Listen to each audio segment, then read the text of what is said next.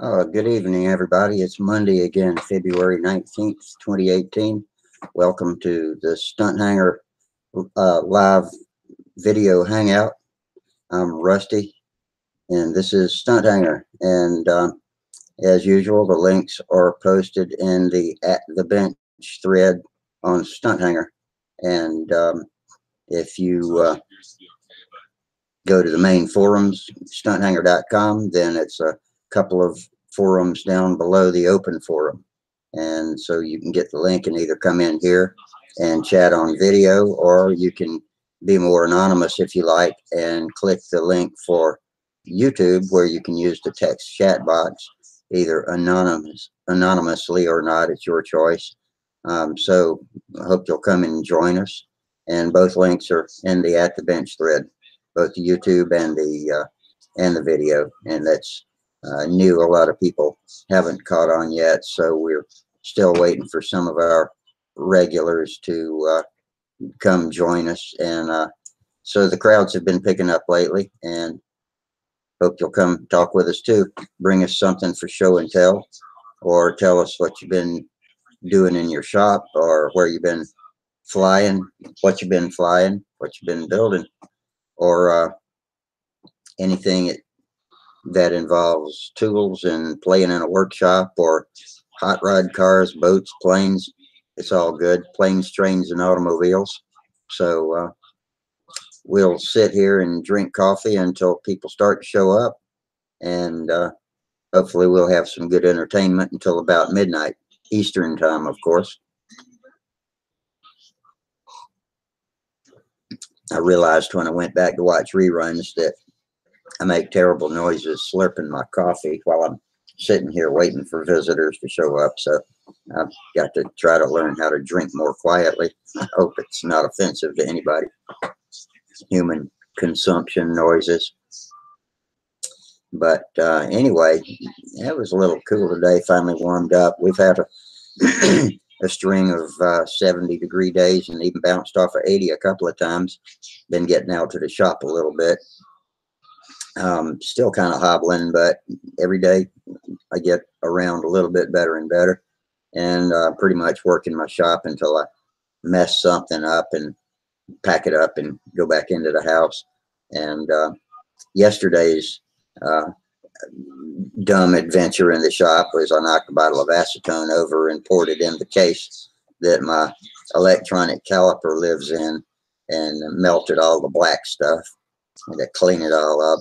One of the buttons was a little bit sticky, so I'm going to have to go back in the morning and see if it's still working. If not, I'll have to put that on my Harbor Freight shopping list. Right now on my Harbor Freight list is a chop saw, either a 2 or 3 inch blade, and I want it to be one of the kind of blades like it's on a Dremel cutoff wheel. I don't know what you call that kind of blade, just a friction blade, a composite blade, but I need that for cutting bolts and music wire. It's especially good for cutting bolts, and you can do a neater job than you can with even a Dremel, of which I got a new Dremel for Christmas. I need to find stuff to do some dremeling on too. But I have a coupon for a free multimeter, which is good, since the last time I used my multimeter was to measure current. And well, it was the next to the last time, excuse me. And when I got through measuring current, I forgot to take the test lead out of the current socket and plug it back into the voltage socket. Guess what I did? I was testing the voltage between neutral and ground, and testing the voltages in my breaker box out in the shop.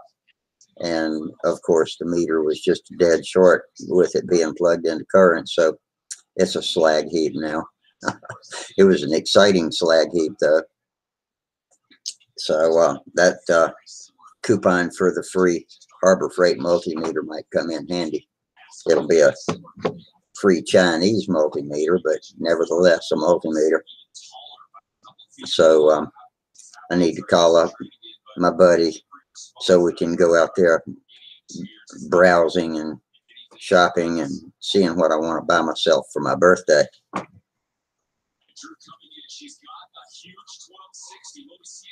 And we have a visitor. Stand by while I let you in. And you should be able to turn your microphone on momentarily. It looks like Gerald. Let's see. It gave me trouble getting you in the other night, Gerald. Let's see what's... You're not turning bright. Come on, Gerald. There we go. I think we got you now. Oh, no, that's Jim. Okay, Jim's in. I'm still trying to get Gerald hooked up. Hang on, Jim. I don't know what the problem is. There we go. It took about 10 tries, but we finally let him in. Jim, guess what I'm hearing on your end? I'm hearing Alvin and the Chipmunks again.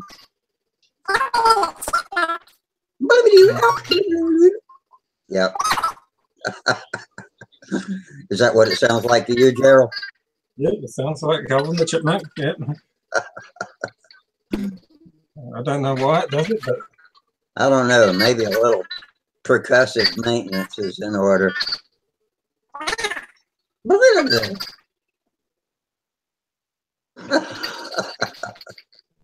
the other time he came back in, it seemed to clear. Yeah. What did you do last time, Jim? No, still Alvin.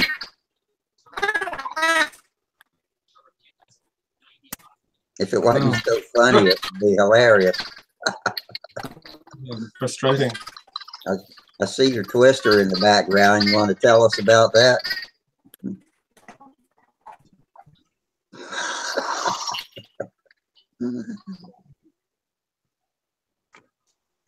Yeah. Looking pretty good. It doesn't sound too good, though. Beautiful. That's absolutely gorgeous. It sounds like crap, though. Well, Gerald, why don't you tell me what you've been up to while Jim fixes his sound? Okay. Did a bit of flying on Sunday, and my wife flew really well, I have to say that. She flew better than me in many ways. She's quite a good flyer. She just practiced her schedule. She picked up one of the boys' planes, a small little trainer model, and she started going through all their maneuvers, and she's doing beautiful figure eights and overhead eights, and she's having a whale of a time. All the guys are standing there thinking, oh yeah, she's got the skill, but she very rarely shows it. But, sounds like a natural. That's fantastic. But yeah, it's just getting her to enter in a contest is so hard. Sometimes she'll do the racing events, and they want her to do that in a couple of weeks. They want her to fly her Phantom racer north of us in Whangarei.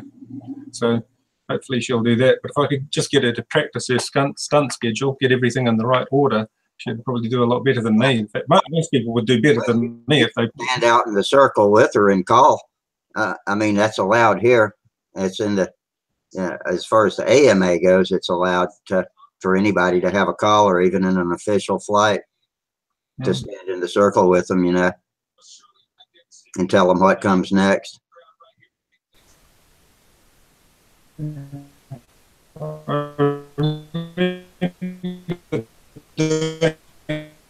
That sounds completely different now. It sounds like you're tuning a guitar.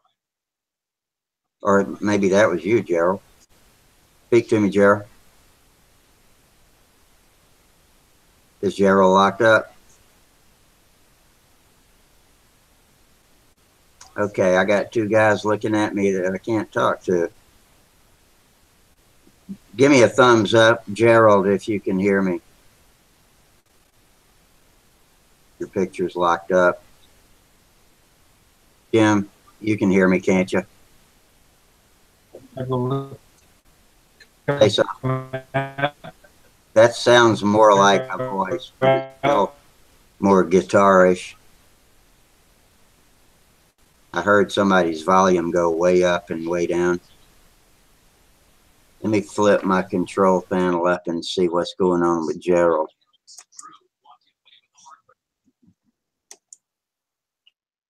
And okay, Jim, I see your mic's turned off. And Gerald, everything's turned on, but I'm not. Okay, Gerald's rebooting.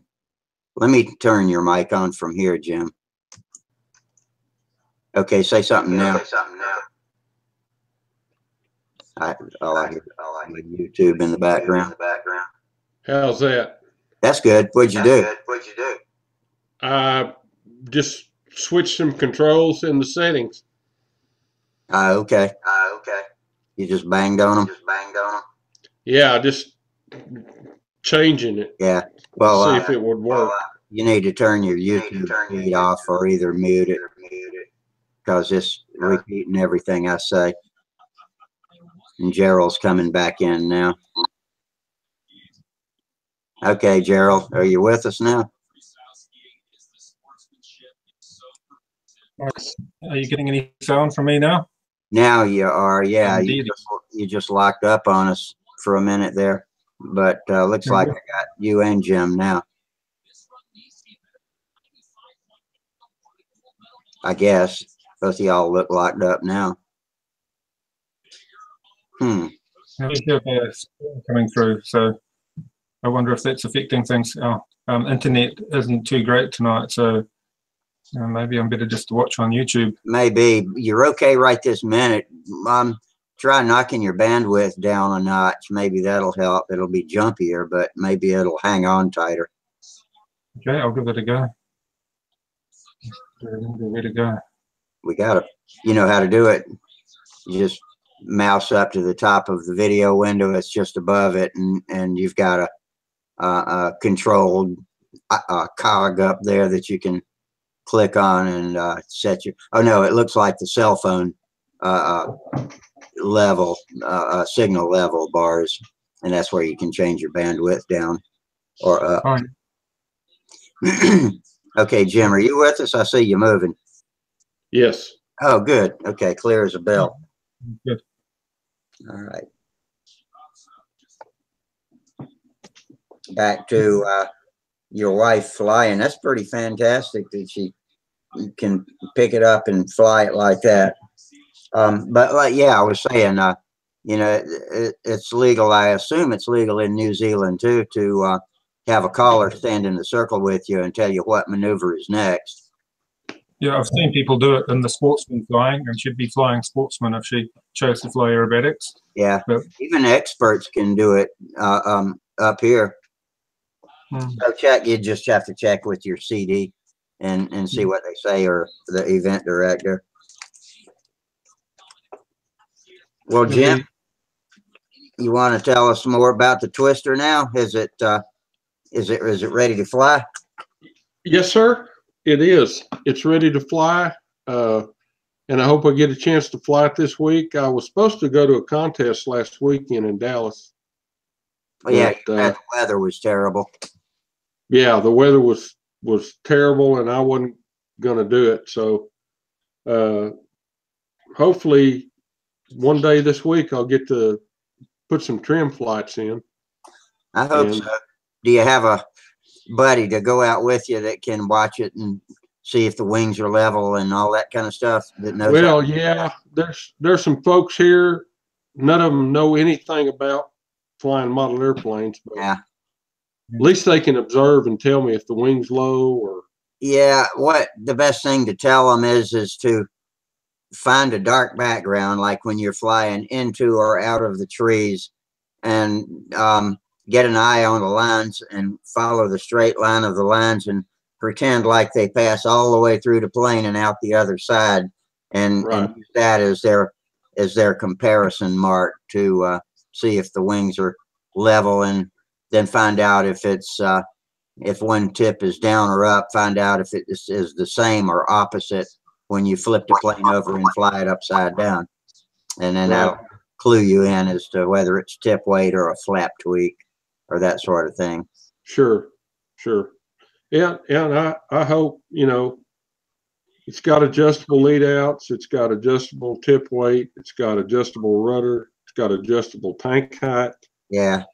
So, you know, hopefully I can, you know, put a few flights on it and get it close. Yeah. I hope. Yeah. If it feels light on the lines anywhere, or too heavy on the lines, you know, you can just move your lead outs up and back and see. Sure. And I have 1 degree of out thrust in the motor, Yeah. and the rudder, I've just, if you look at it close, it's hard to tell if I've got just a little bit of offset in the rudder. Yeah. But I can change it real easy. Most people aren't worrying about putting out thrust on the rudder anymore, as long as, especially if you've got it up front too. So I'm building the cardinals straight, and the twisters straight, and the P40 I made, tried to make it adjustable, but the aluminum I used as a hinge to bend it back and forth is too springy, so it just goes back straight no matter where I bend it. I might pull it apart and put a little bit stiffer piece in so it'll stay where I put it. I have a control horn on my rudder, and then another mount forward of the rudder on the fuselage, and I use an easy connector with a piece of wire to move it anywhere, and I use CA hinges on the rudder. So that I did that on the I did CA hinges on the P40's rudder too. That's the first time I've ever used them. Tom's in with us now. Tom Creasy. Hey, Tom. Hi. How's it going this evening? Oh, pretty good. Just cutting stencils tonight. Man, you got looks like you cut out a daisy chain or something, you know, paper doll chain. Yeah. What are they for? It's for the Stuka. Come on. Yeah. Wait, you guys want to see it? A little closer? Yeah.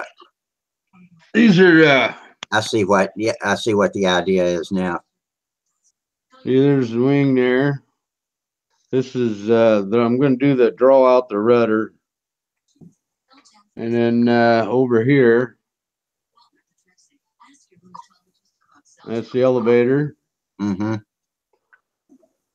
This was the first deal right here with the cardboard, but I'm keeping them so later on, if I won't need a design, I can use these to print. Yeah. But this is just poster board taped together. See, I taped all the edges before I started cutting. That'll work. And that'll look kind of like Charles Aviojet Stuka, but he hand dabbed all of his spots, but kind of away from the camera here. There we go. Can you hear me? Yeah. Now that should just, I still got both of them together, but I haven't separated them yet, but I'm going to lay that lays right around there. Mm-hmm. And my airbrush, this will be set up to where I'm spraying at 90 degree. Right. You know, you want to spray 90 degree over the top of this. You don't want it at an angle. Yeah, or it'll bleed. Man, you don't get any overspray. Yeah. And then that's the rudder. Even if it does bleed around the edges a little, it doesn't matter. Yeah. So I've done a lot of cutting. My finger hurts like real super bad. And I still have 2 small pieces to cut out. What's your finger sore from all that cutting, I guess, huh? Yeah, what I need is on my X-Acto knife, I need one of them little saw blades. That'd be perfect. Do they make a saw blade specifically for an X-Acto knife? Yep. Sure do. I can't get it here locally. I gotta order it. I'll keep an eye out for that when I go, but if you can't get it locally, I'm sure I can't either. But I mean, you know, this cardboard here, that wasn't too bad. I could actually hold it and then take my knife and cut it, but you know, but this poster board, that's pretty tough stuff, man. But I got like I'm sharpening my blades with this. Yeah, those are pretty good little sharpeners. It's just got 2 ceramic rods in it, doesn't it? Two little. Well, this is actually 2B's steel, machine steel. Yeah. Yeah. Same idea though. Yeah. Well, it's a it's a cutting edge. Hmm. It's called Grandma's sharpener. Well, it's got to be good then.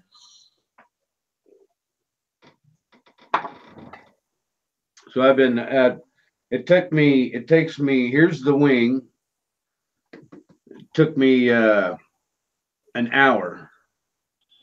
Cut that out. Well, I bet your finger is sore. And this fuselage here, it took an hour. Hey, Sparky. Hi, Sparky. Hey, Sparky.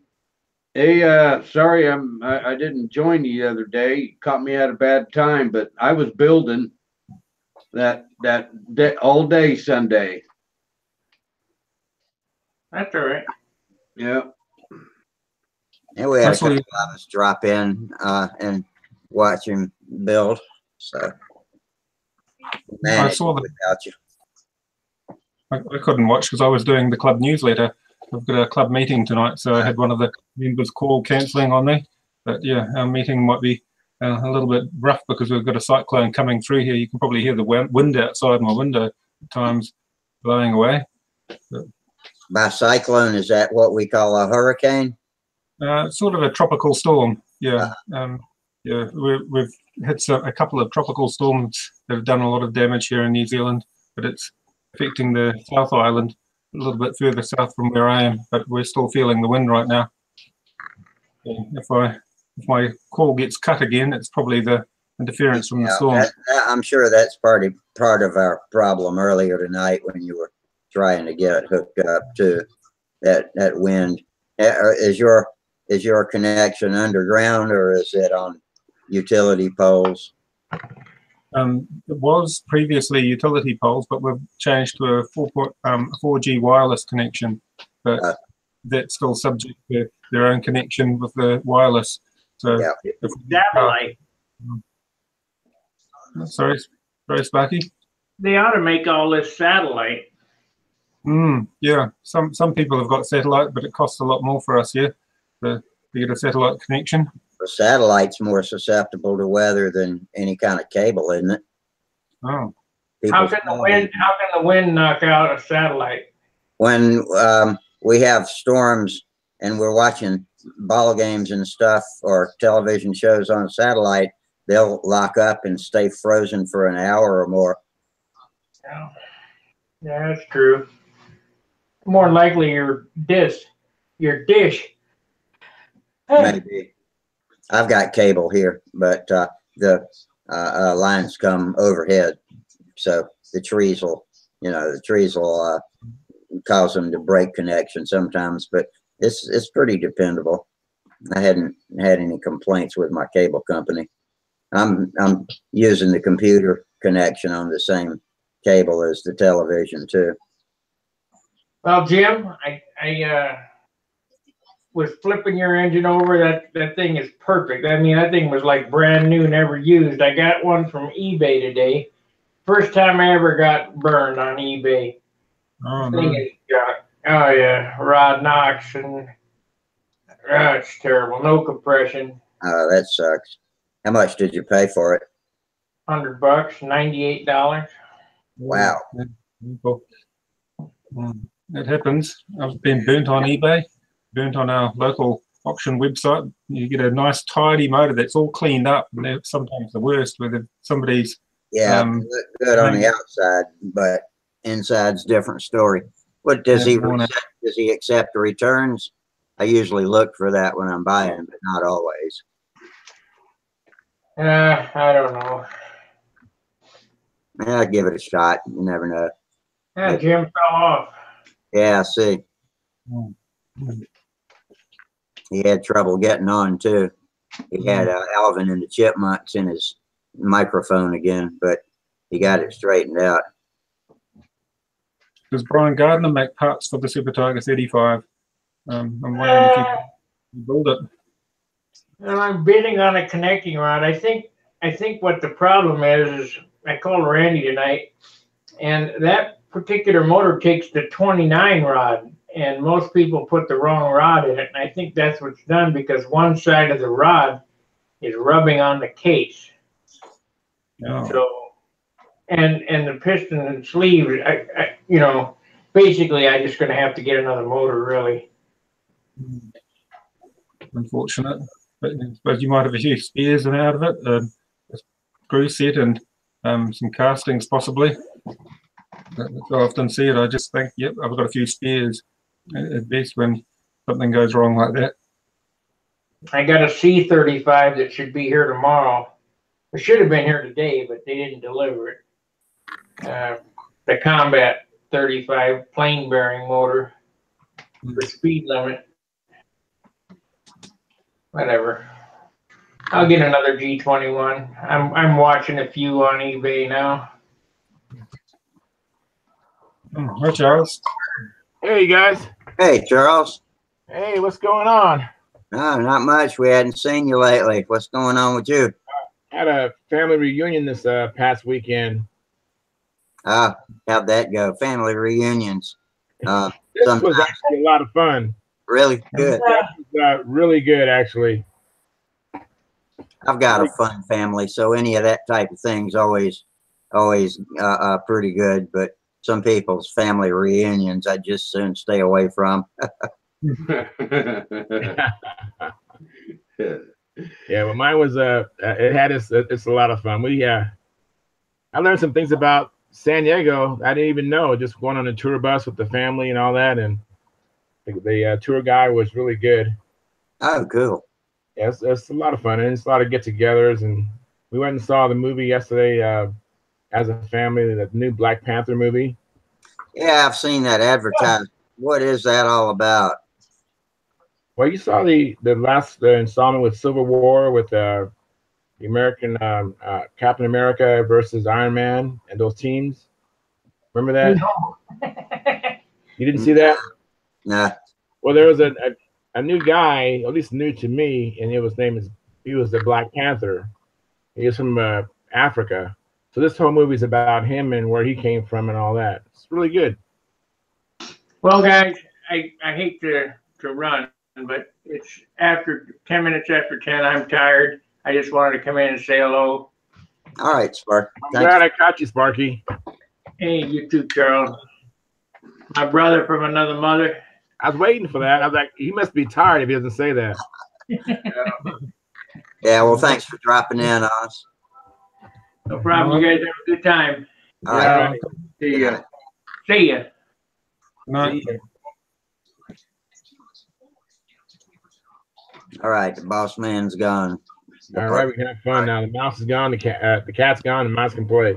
Yeah.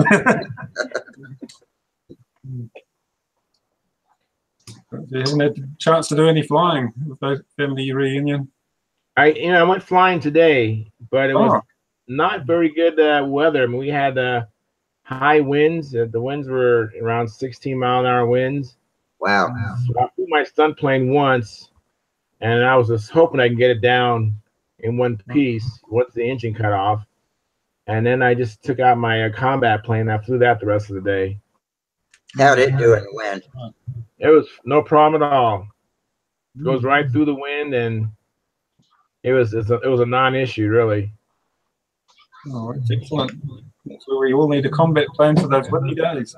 Yes, I know. I need to carry it more often. I just happened to have it because I knew it was going to be windy. I saw the forecast, and the buddy I was flying with, he, unlike me, he works days, and so he only time he can fly is on holidays, you know. And so he said he'd probably see me again next May, you know. So Memorial Day. yeah, some holiday. He always tells me he always know what holiday is next, and so I'll see him then. But unfortunately, he crashed his plane. I felt so bad for him. He busted up pretty bad. Yeah, he had a Brodak Oriental, and with the LA-46 on it, and I was either refueling or cleaning or doing something. I wasn't watching. It all sounded good, and all of a sudden it went quiet, you know. Right. Yeah, that's a horrible sound. Yeah, he's I wouldn't say he's a beginner, but if he was to compete, he would have to compete in beginner. You know what I'm saying? I mean, he can fly, but he hasn't flown inverted yet for more than a half a lap, and Oriental's not the plane to be learning on. He needs to get him a profile and yeah, fly that. he has slim pickings. He's crashed most of his profiles already, and so all he has now is built up ships to crash. And he has a Banshee kit, but he needs to, you know, put the time in to put it together. Now, the most horrible looking wreck of a profile can usually be put back together, but some people are more inclined to doing that than others. Some people feel overwhelmed when they look at the wreckage, but it really can be done.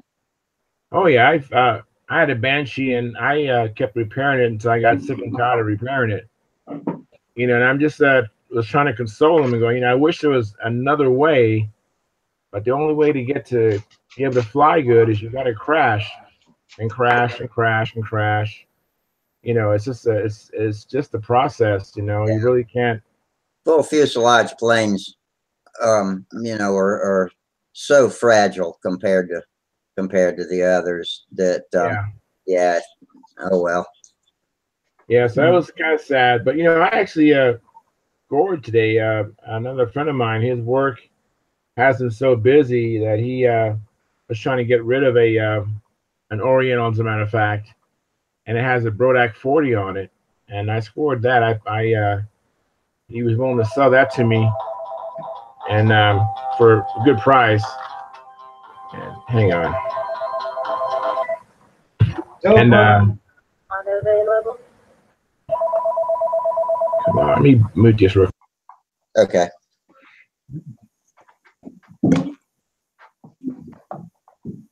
Yeah, it's a hard one, that business.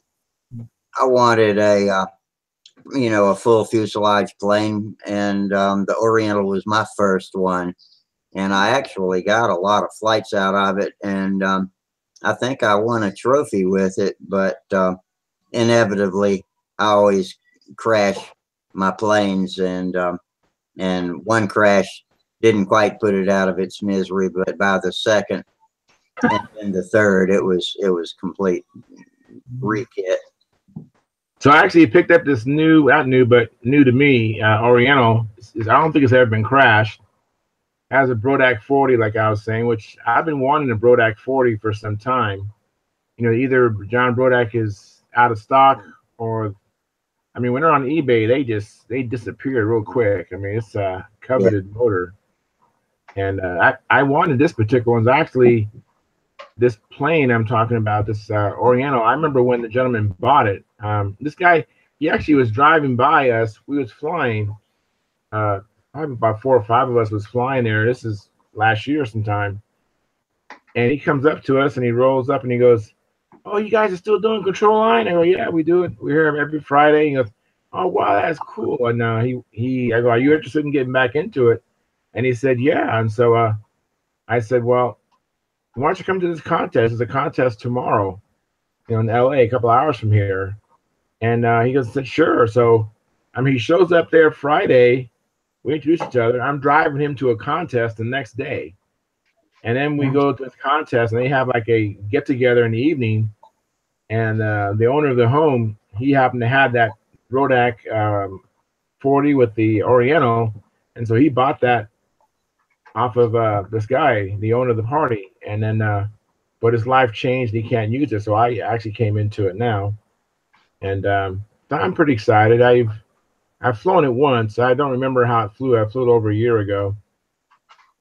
But right now I don't have a classic plane, so this will at least, if I want to go to a contest and at least fly in classic, you know, one day and then compete and pamper the following day, at least I can do that now. Yeah. Yeah, it's great. Yeah, it's nice to have a classic model you can pull out for those events. And if you don't do well in one event, sometimes you just do well in the other. It gives you that second chance. Yeah, I'm hoping so. But I'm sure it's going to fly totally different than my Strega. But I'll try to get it in shape. And there's some things that I want to do to my Strega, but I'm always it's the only plane that I really enjoy flying right now. Hey, Cabby. Hey, man. Hey, what's going on? I wonder what happened to Jim. Dropped off. How would your contest go, Charles?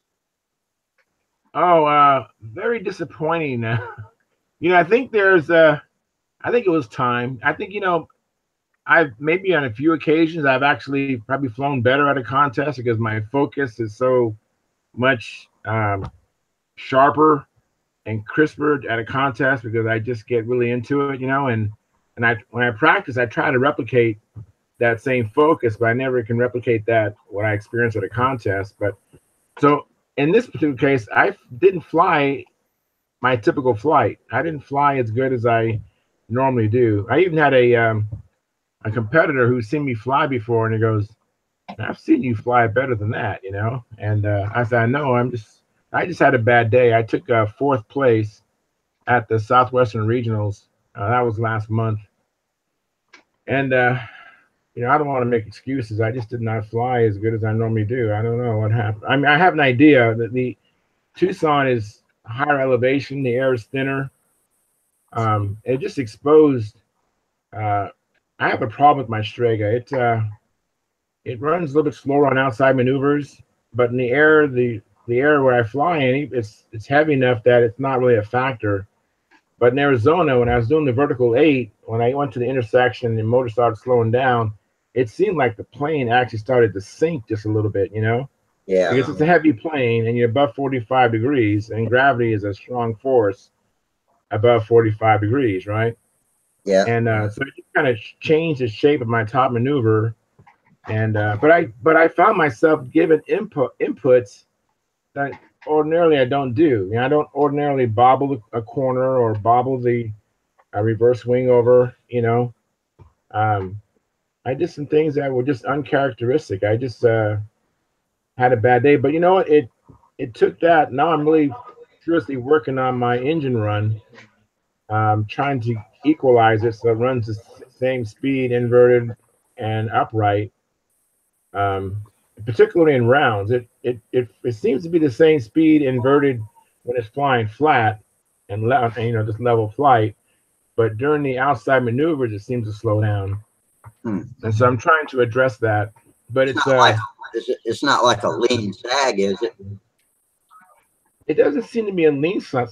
To me, it's like a rich run. Not totally rich, but it's just slower. Yeah, because it's a richer run than it does when it's upright. You increased the Venturi on that, didn't you? Yeah, I did. Try going to a smaller Venturi once, because we had the same thing with a Brodak 40 on Samantha's, that when it went inverted doing the maneuvers, that thing would slow down. And we tried all kinds of stuff, and one guy said, "I think your Venturi is too big, and it pushes the air in it different one way than the other when it's coming around." And when I was there at Brodak, I went and bought a 25 Venturi, and we drilled it out, and I forget, we didn't take that much off, but it made a huge difference, and it ran the same both ways. Wow, thanks, thanks, Steve. That's a good idea. I've been try that one. That's what I mean. We had problems with that engine for a year, and last Brodak we changed that out, and once I did it, it went away. But it always ran good before that. But it had something to do with Brodak being in the higher elevation and stuff like that. That it really, we'd always see it a little bit, but it really amplified it. That's what I experienced. I mean, I've seen it here in Escondido, but it hasn't ever been a factor. We'll just wait a little bit longer, be patient, but the power was still there. And in this case, it slowed down, and but that's an idea. I was hoping to, actually today it was so rough. I don't know if you heard, but the winds were like 16, and I think went up to 20 mile an hour winds, I think, by the end of the week, by the time it pulled out. So I just basically did a few loops. I think I did a figure 8. I didn't do anything too radical, but it did seem to be faster now that I shim in my case, I have to shim my engine up because my fuel tank is already against the engine bearers. I can't lower the tank anymore. That is the exact problem. I even had a custom made tank to where we could go. Part of it went in between the engine bearers, and I did not stick it in because it was such a pain in the ass. And when I went down on that Venturi, the problem went away with that. That's what everybody said too. You got to shim your tank. I said, well, I can't. I'm right up against the damn engine bearers. Yeah, so I've been shimming my engine. My engine's pretty high off the engine bearers. It's really strange. I almost have like a 1/2 inch worth of aluminum underneath the engine. I would Hey, I'd put stuff back and go with a smaller Venturi and see if that works, because they said that it's the angle of the Venturi hitting the air from your inside to the outside adds more air and more fuel, and it richens it up. Interesting. All right, I will try it. If it don't work, you're not out that much. Right. I mean, I was going to make a new tank. I was just going to make a new tank and move the fuel pickup lower, because right now my even before I shrunk the Venturi, I had to shim the engine. I mean, it's a peculiar. Yeah, setup. try going back to a smaller Venturi on that once and see if that doesn't do it. I'll try Eddie, how you doing tonight, Eddie? I'm doing all right. How are y'all? We're pretty good. Looks like we got a pretty good crowd going here. We lost Jim. I don't know where he went, but maybe he'll be back. You guys hear me? Oh yeah. Oh, okay. All right. I didn't get any response, but before I get out of my brain there and forget them engine barriers where you can't shim the tank up. Yeah. They have it's really great. It goes right on. It's like it turns your Dremel into a roto zip. And I've got a bit that is a cutter bit. It's an end mill bit, which means it's only got 2 blades turning at 28,000 RPM. Perfect for the hardwood. And you just set your depth, and if you can get it in that 2-inch space, you can grind that hardwood down. Just plunge it out. That's an idea. Only problem is this Strega, the designer. Well, actually, the Strega is a modified pattern master designed by Jim Greenway, and Jim Greenway is famous for his V deflector, which takes the hot air out of the front of the airplane, and that V deflector is in my way. Yeah, it's just that router you're talking about in there.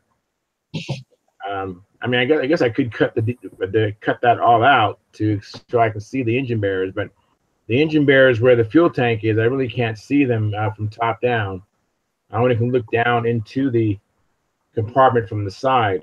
I mean, from the front, but I can't look down to put a router down there.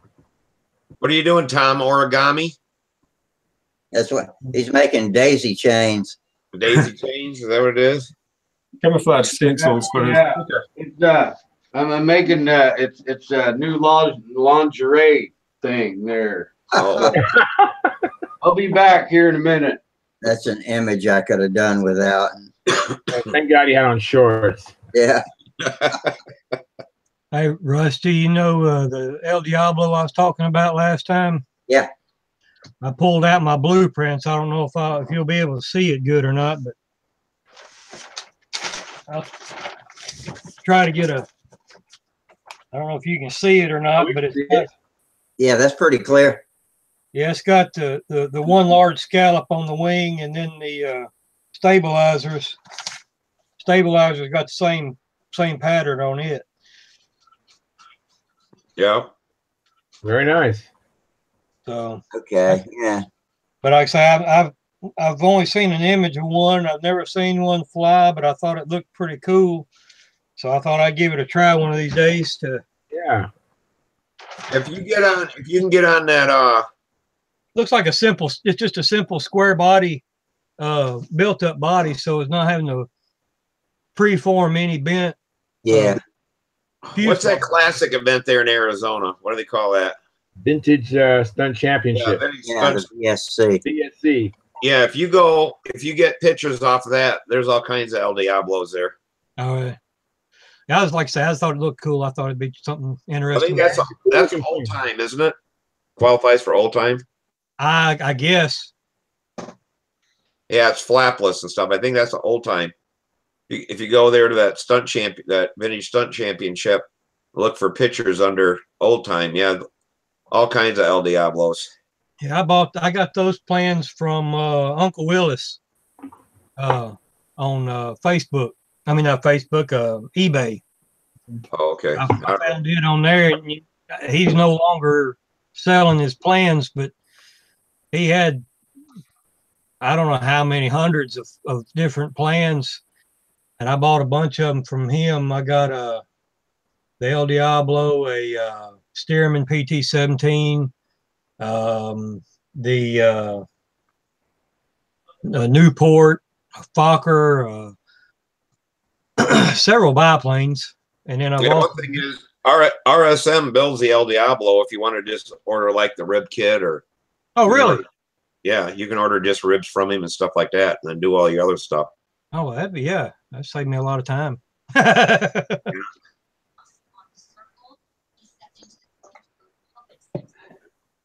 Gerald, you been getting any flying in before winter starts your way?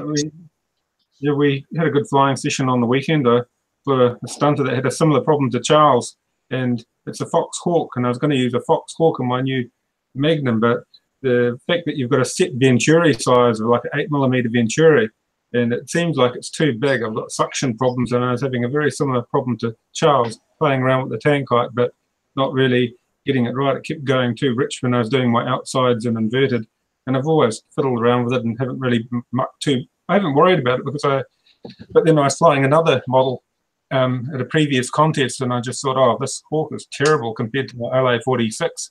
I've really got to do some more work on it if I want to use it on my. That's a big opening, probably around 7. It wouldn't run on suction. I just wanted the pressure. It just would not run properly. I just couldn't get a good needle on it. But the Fox Venturis have got that arrangement, the bolt-on arrangement. Oh, that. Oh yeah, the bolt-on one, yeah. Yeah, and you can't really do much. There was a Perry carb adapter that they used on some of the Eagles. I might get one of those. I've got on an Eagle and try that on my Hawk, and that way I can put in different size Venturis. Maybe try a Super Tiger or an Enya Venturi with an adapter. You might try a piece of brass tubing in there. Yeah, that's another option. Dick's by us, and he turns that stuff, and we can, for all them Fox engines, we can shove them down in there and redo the Venturis just by the little inserts he makes, which makes a big difference. Because the Fox likes to rev too. I kept trying to run it on too big a prop on a 13.6, and it would get very hot. And I gave it a more free flow muffler and went down to a 12.6 prop, and that cured the overheating. But it probably would prefer, because it's a heavy model, a 13.4 might be a better prop for it, or a 12.5, something where I can still get the power out of the motor, but not let it overheat and let it run away. I was talking with Rich Oliver on this Rojet 76 I have, and I got it running pretty good finally. But I ended up putting a little siphon tube in it and stuff like that, and I cut down some of the Venturi size.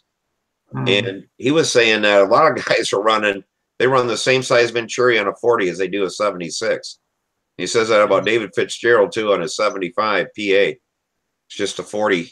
They run the same size Venturi. I'm like, oh my God, I would think that be too small, but Sparky thinks David gets just some ungodly fuel efficiency out of that thing too. I think that's the same one he was talking about. Like 4 ounces or something like that on a stunt run.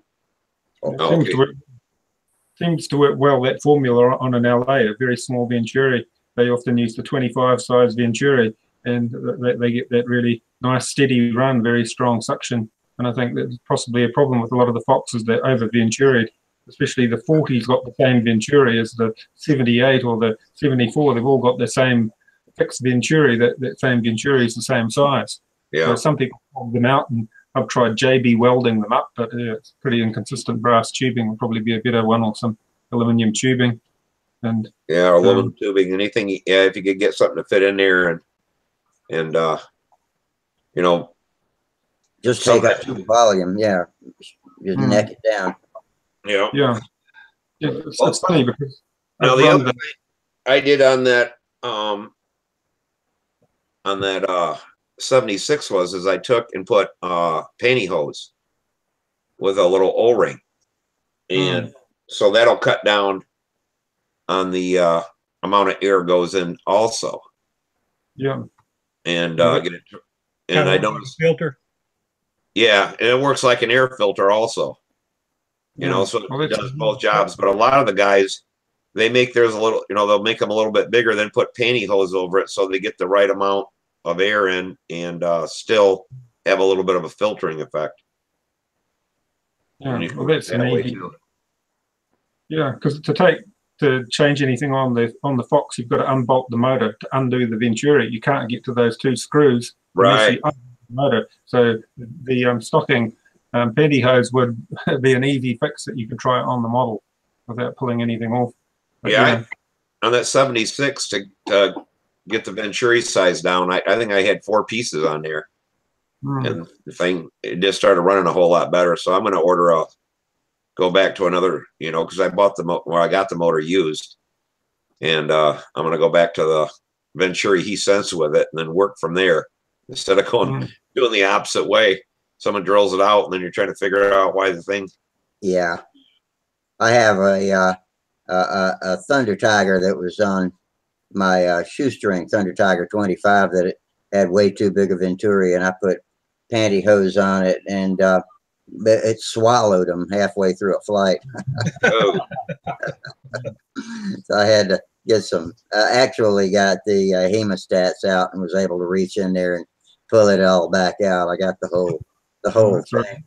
Well, next time you're just going to have to use a tougher garter belt. Hold your pantyhose on. That was the problem. I had one of those little pretty colored hair rubber bands, and it got looser and looser as the fuel worked on it. That's what happened, and I realized those are no good for strapping pantyhose on the Venturi.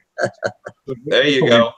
Yeah, so you already got the O-ring set, so you could get the right one and just put the pantyhose over it. But yeah, 8mm. I mean, that's huge.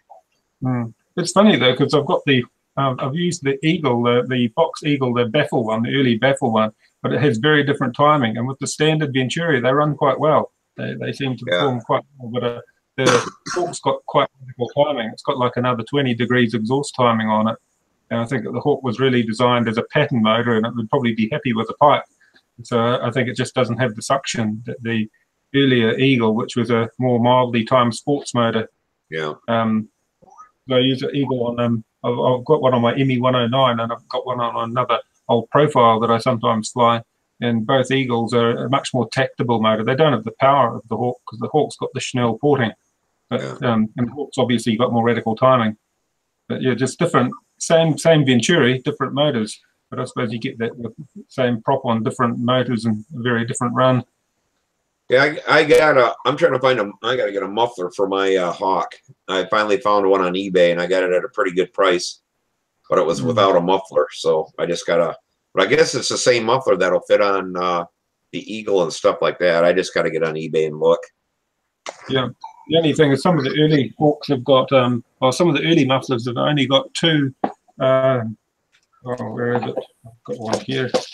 They only, this is an Eagle, but some of them only grip by the top and bottom of the exhaust. Yep. Oh, yeah.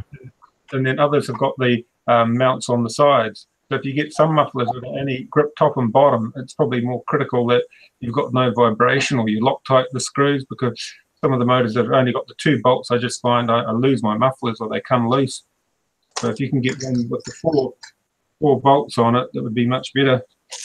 Yeah, I had a Fox 35 like that with the 4 mounting deals, and it blew oil and fuel out of the one top hole. I ended up having to JB weld it shut, and otherwise it blew stuff all over the model. Yeah, yeah. I just found that the Fox mufflers, like a patch up, they obviously tried to improve it by adding the extra mounts on the side. But I've had it where they've pulled off one of the whole mounts on one motor, and it was while it was running, it loosened one screw and ripped the rest of the mount off the motor. Yeah. just the way it's loaded at the bottom. But the early Fox Falcon was the one that only had 2 mounts. It didn't have side mounts at all. And that Falcon muffler, I got a couple of those, but I'd be very wary using them because I've only got the 2 mounts. But yeah, the Hawk's such a light motor. It's practically the same weight as a Super Tiger 60. It would seem a great motor because of the extra power of Schnell porting. But taming them, getting them to do what they want seems the difficult part. I've read about people using. You have a Hawk I can look at? I've seen the Eagle, but I have never seen the Hawk. Yeah, the Hawk's got the red anodized case. I'll probably have one I should say. Red anodized head. I'll grab one.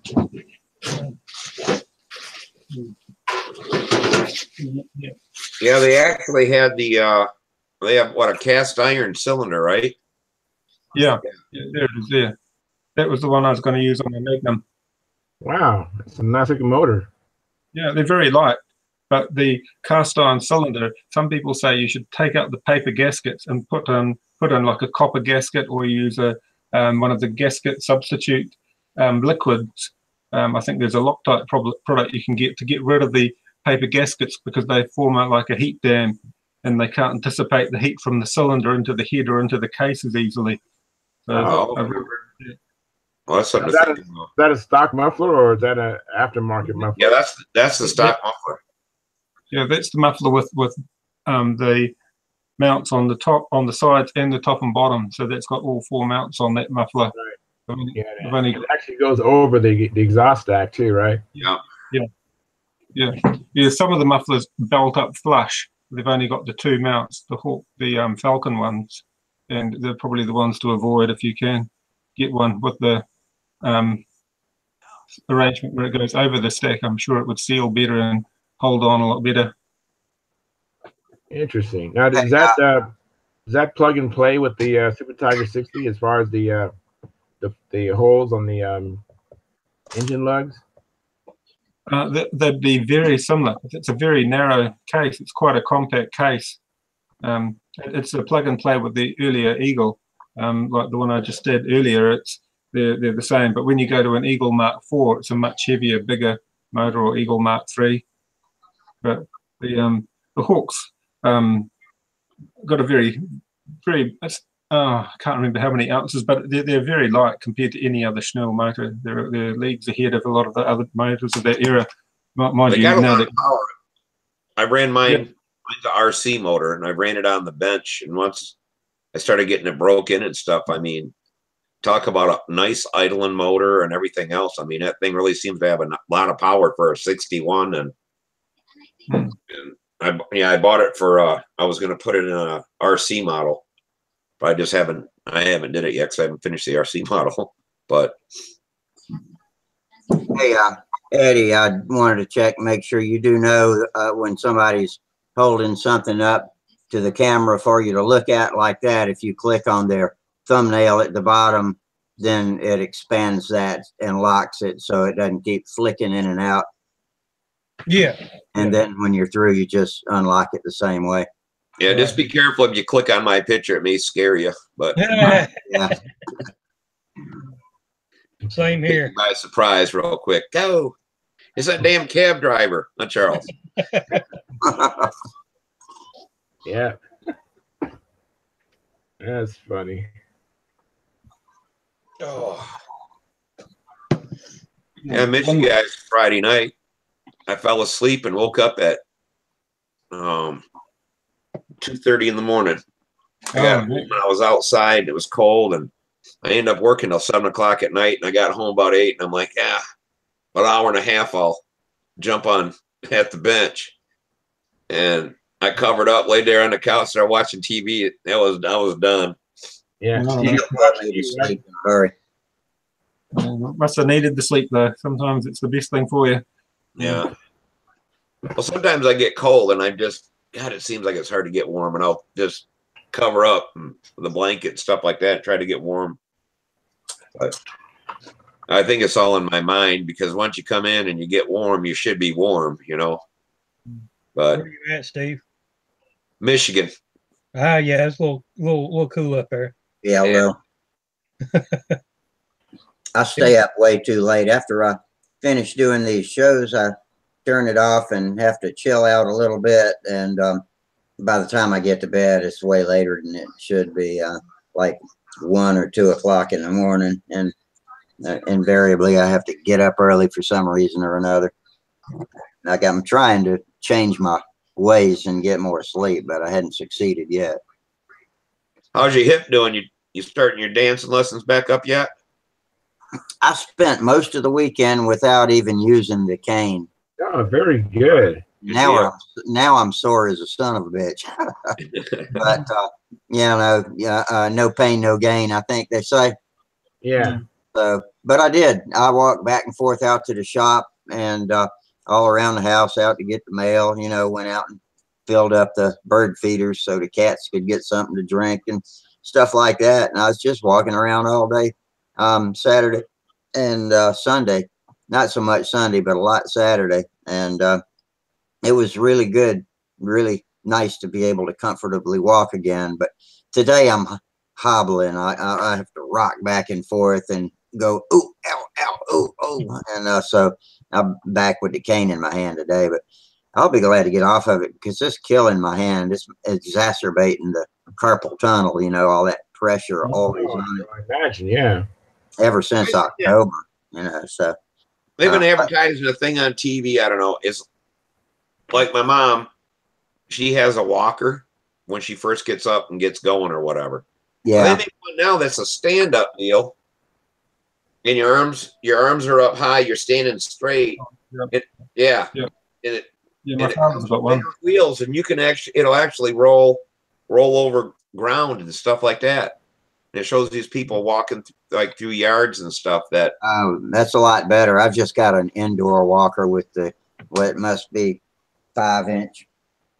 Yeah, but it looks like about 5-inch wheels on it, 6-inch maybe. And, they say that you're bent over with that, and that'll tend to make hip problems. Yeah. And same with the cane too. If you don't have it set right, or if you start getting fatigued, you get bad posture, and bad posture really is bad for your hips too. So I have to, I'm still having to watch out for that, but I pay close attention to my posture as much as I can. And I'm definitely getting there. I put the cane down and tried turning some circles like I was flying. I went forward and backward and didn't feel any pain or anything. So that's a good sign. So just a little more time, and I might be flying in time to at least play at it this season, if not compete. So I'd be happy just to be able to play at it now. I've missed some of the conversations. Did you have a hip replacement, or was it just a surgery? It was pinned and screwed back together with a compression plate. It was a crack right underneath the ball of the femur, and it was actually several cracks, and so they just screwed it back together. I had to make a decision between full replacement, and I went with the repair, and now I have doubts, did I do the right thing? But there's no way to know. We'll just see how this goes. Yeah, I'm just going to hold out for a whole new skeleton. Yeah, me too. No shit. Titanium skeleton. Well, yeah, now they got this gene therapy. I think, I can build a new skeleton by grow one. By some kind of medicine. Scaffolding. Yeah, it is. They've got some pretty good stuff in experimental stages. But anyway, I think I'm gonna be all right. So I can see. If these birthdays weren't coming so fast anymore, I think I'd be better off too. Yeah. If what wasn't coming so fast? Birthdays. Oh, no shit. Yeah, it seems like they roll around every year, don't it? Shit, yeah. Yeah. I'd settle coming up soon, Steve? I got one next month. I'll be 59. So me too. Mine's in about 4 or 5 weeks now. Yeah, mine's the 28th of March. Mine's March 25th. Oh, okay. I got April 5th. I'll be 50. All right. 50. Yeah. Damn, kids. So I'm the oldest guy on here. I can't believe it. How old are you? I turned 60 last December. No kidding, you don't look that old. You don't look way over 45 or so, Charles. Thank you very much. Appreciate that. That's Probably because I have a young wife Obviously. and young kids, I think. I keep you I young, like eh? airplanes. I think it's just because we can't see his gray hair. Well, that's true. You can't see it because I dye it. Yeah. You polish. Yeah, I tell everybody, I eat too many of them powdered donuts. That'll work. That'll work. That's better than Cheetos, I guess. Yeah. Have those cheese puffs all over your beer is not good. No. Especially being single like you are, Steve. Son flew anymore, Charles? What? Have you got your son out flying anymore? No, he's you know, like today he had a play date with his friend building Legos, and last Friday was something else. And I'm trying to tell him, hey, try to keep Fridays open because you know, we can go flying. So he said, yeah, he'll do that. So hopefully I can get him out there some more. I don't want him to backtrack and forget, but to answer your question, though, he hasn't flown since last time he flew, which was got over a month ago, I think. Yeah, you had to get his friend to come out with him. Yeah, I told him we're going to do that. I really want to do that with all my kids, get some play dates going, and that's kind of what my plan is, to help rejuvenate, you know, Control Line, you know, in my own little world, my one circle of influence. My kids have friends, and they have influence with them, and if I can get my kids to teach their friends how to fly, you know, I can maybe get something going on down here in Escondido, you know. Yeah, well, you know, me and Samantha have been talking on these long rides back and forth to Chicago, and she said, you know, the most fun she had flying was when Mike Paris was flying, and she had someone her age to fly against and fly with and stuff like that, and then he quit, and it's just now she flies with old guys. Right. Yeah, well, what about that? Was it Sherry Paris? Oh Sherry no, Paris? I can't think of her name, but she's like 5 years older than Samantha. Okay, all right. And she was all done flying before Samantha even started. Okay. I seen her fly one time. She can still fly. Yeah. Well, she has a son, so her son is probably. I saw her and her son at Brodax 2 years ago. Yeah. And maybe her son. I mean, with grandpa flying and mom flying, you know, the son, the grandson. Hello. Sorry. Hello. What are you doing, Tom? Let's my see that brother-in-law's tattoo on your down. leg, Tom. Pardon, I'm sorry. Let's see that tattoo on your leg now where you sprayed it. No, I don't want to give Rusty any more nightmares already. Yeah, this is a living room. This is a family room friendly show. Yeah. It was. Hey, that's for my Stuka, Steve. Now, is that pink on there, or is that just your camera doing that? Oh, that's freaking, I tell you what, it's glowing that it's got my eyes squinted in the whole 9 yards. That's bright freaking pink. You bet. Oh, okay. Yeah, It's poster board, but hey, they had a big sale on the pink. And I was like, hey, sweet. I was hoping you weren't putting pink camouflage on your plane. So that like we'd have to put you over in a different part of the Nats to let you fly.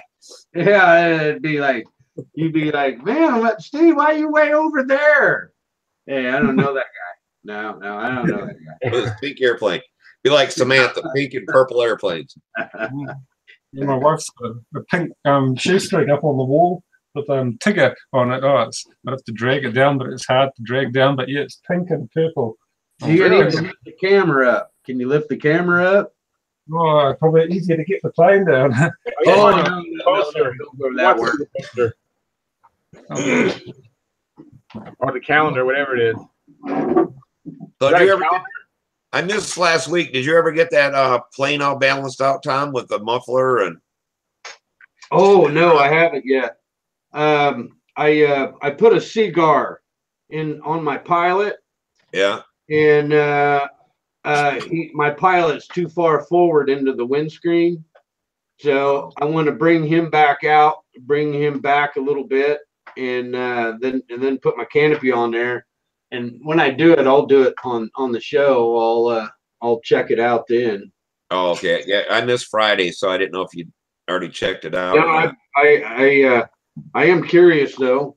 In fact, we brought it up last time and I completely forgot about it. Oh, okay. Oh, it's this the stencil making. It's really a lot of fun. I'm a professional at this, so I mean, you guys might not want to cut the way I'm cutting, but Yeah, that's pretty cool there, Gerald. What a shoestring or a ringmaster? Let's say a shoestring. The cowboy. oh, there it is. Goldberg. That's what I got. That's my first plane I built. I still fly it. Ah, that's good. Hang on, I gotta click on your window, Gerald. Oh, I see. Tiger. Yeah, it's Is got that little Tigger? Tigger. That Tigger. The wonderful thing about Tigers are wonderful things, huh? It's got a lot of elevator throw. The thing about it is mine flies like Tigger. It bounces off the ground a whole lot. Boy, don't they? Doesn't that wing have a long cord in it? Yeah, they do that. I suppose they use them as a combat model as well in their day. Very, very similar to the Ringmaster, but it flies quite well. I Very enjoyed flying. The racing plane too. Yeah, Yeah. that was my first stunt plane, and it's kind of floaty, especially when you're trying to land it. Mine had a problem. Mine had a problem doing. I crashed mine all the time doing coming out of an inverted square loop. It's like it just drops out of the sky. It wouldn't have the lift that it needed to stay up. Huh. That's why I've busted mine 3 times trying to do that stupid loop. Huh. I think it started higher up, I guess. Outside or inside or both? Outside, whichever one. Whatever one it is where you come down and go inverted. Yeah, that's the outside. Yeah, square. outside when I come straight down and then go inverted, it just kind of like drop out of the sky. It wouldn't. I lost all my lift. I ripped the tail off of it.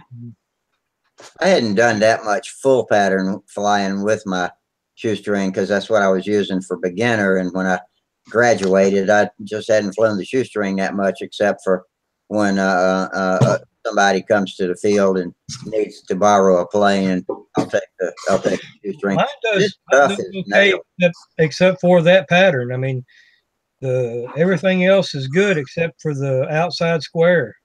That's odd.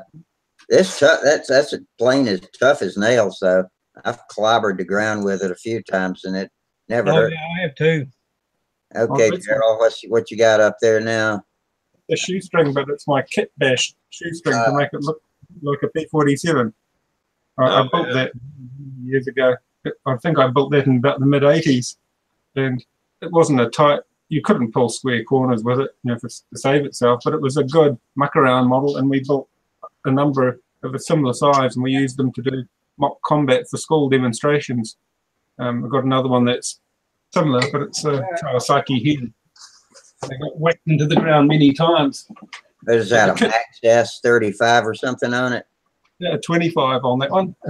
I've got another one.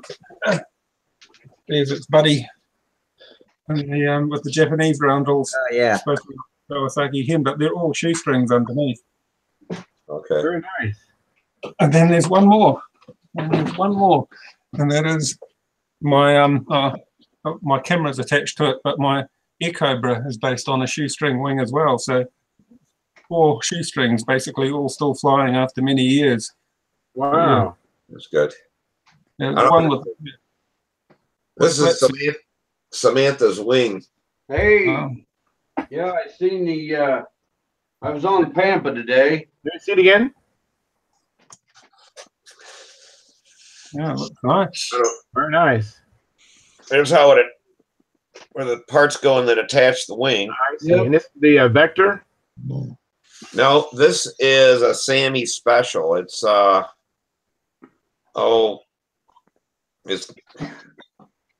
it's like Chris Rudd's Peregrine, which is from one of Billy Warwage's God, I can't think. The Geo or Junar? Junar. It's kind of like a Junar, But What's that wing pattern called? Oh, what's the rib pattern called on that? Geodetric.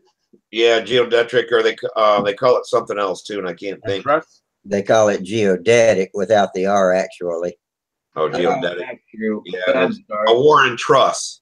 Warren Yeah, Truss. the Warren Trust. That's right. Yep. Yeah. Is that supposed to be just to cut down on as many ribs, or is it actually stronger with less ribs, or Yeah. what?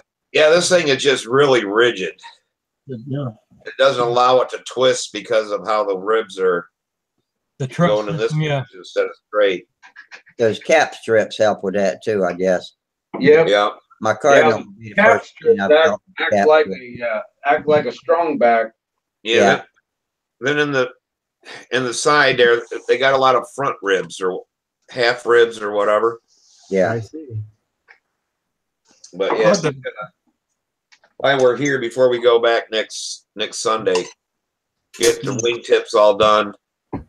All the pictures aren't online, but the turtle deck is on, and Cool. the bottom like turtle deck is on there and stuff like that. It shows her. You can't really see it in the picture when she's drilling the holes and mounting the tail on it.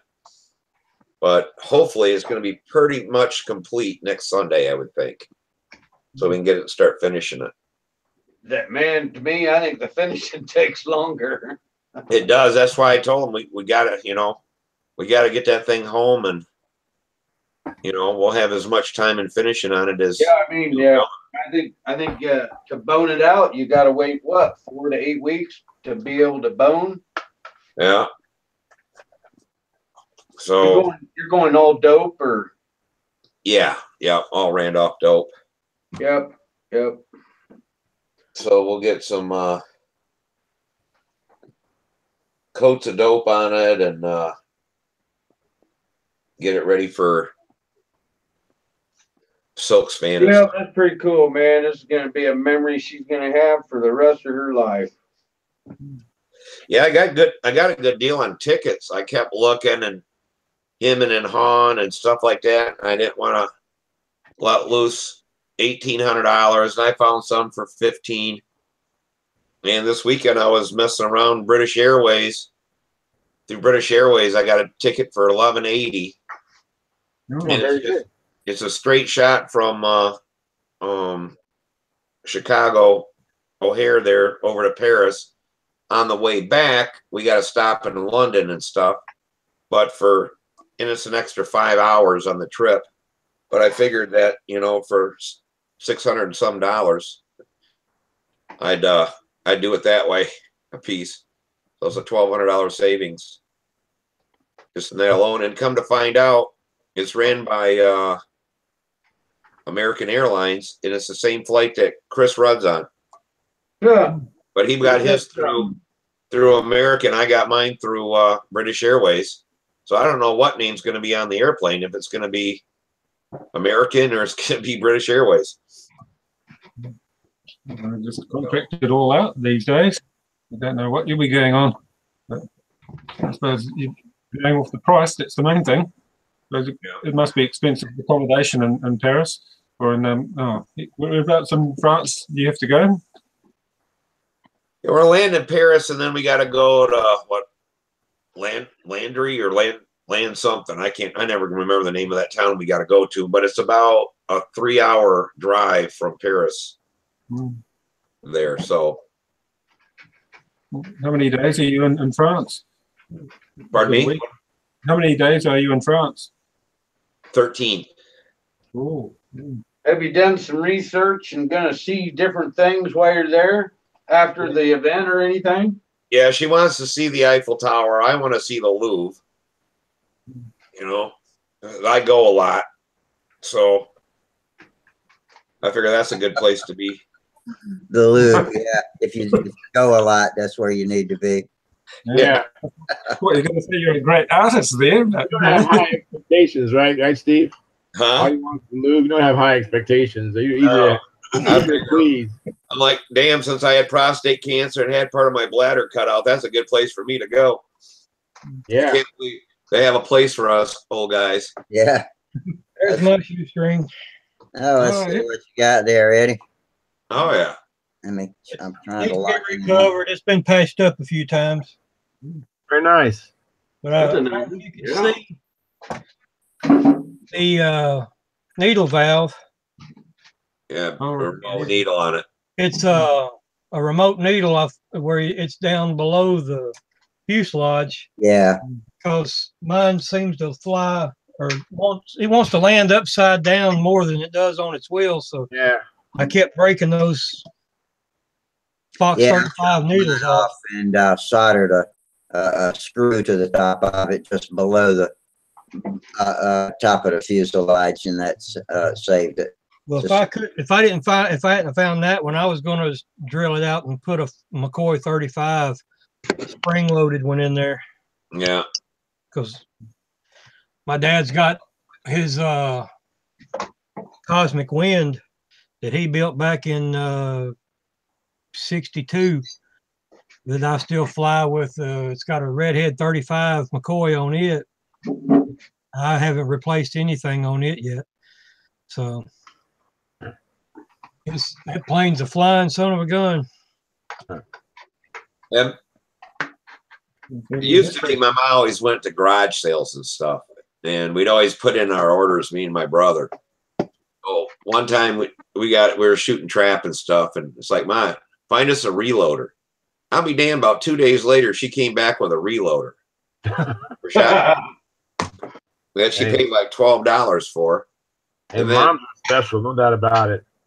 And then, I don't know, we said something to her. It's like, well, we'll find some stuff for airplanes, you know, the motors or whatever. And I'll be damned if she didn't come back again about 2 days later with a McCoy 35, brand new in a little crystal box.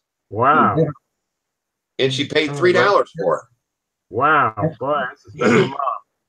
My dad years ago, I got it out in the outbuilding. Now I saw that Brodak is selling it now, but he bought a Peacemaker Oh, yeah. for $8. Yeah. $6, something like that, across the street at yard sale. When we built it, takes like a McCoy 29 is what we got on it. It flies okay, but it doesn't have full flaps. It's got half flaps on it. And You got tricycle gear on it? no, it's got the regular Tail dragger. tail drag, but the landing gear on it's too limber.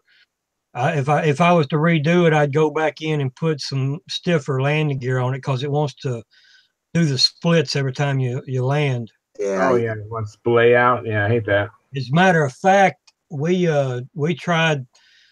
I can't remember if we just did it on our own or if it called for it in the plans, but we soldered some J hooks on it and put rubber bands on it to kind of give it some rigidity. It didn't work.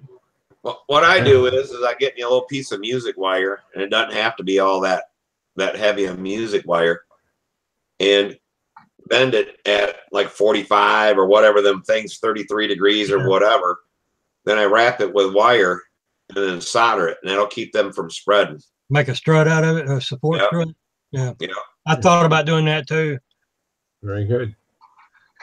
Yeah, I'll be back. I do that on all of them. Gotcha streaks and stuff. Yeah. Well, see, all the others have like eighth inch landing gear on it, but this didn't. It had Yeah, it the was thinner small, stuff. thin stuff. Yeah, it gets the nose weight off it and stuff. So yeah, you can put a strut across there and solder it up, and then Yeah. probably go away. Probably do that. It'd be easier than going in and tearing it out and putting new in. Hold on a minute. There we go.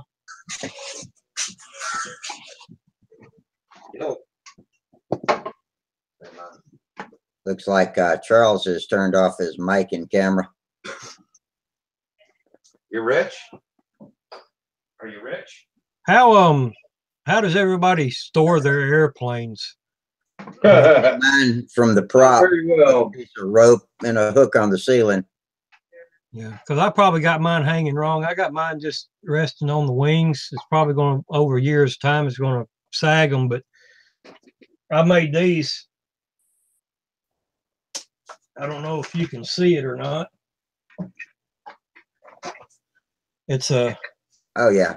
PVC that's the width of one side of the wing, and you just slide it in and slide it over and hang it from my eye hook. Hmm. It seems to work all right now. I mean, none of my planes are really big and heavy enough to be. It kind of places it in a balance point anyway, halfway between the wings. So I've seen some of you shops and everything where a lot of them are hanging on the walls, nose up, and some of them are nose down and all that. I'm just curious. I see you, Gerald. I'm trying to let you back in. There you go. Thank you. Yeah, our weather's getting us here, I think. We just dropped the internet connection entirely.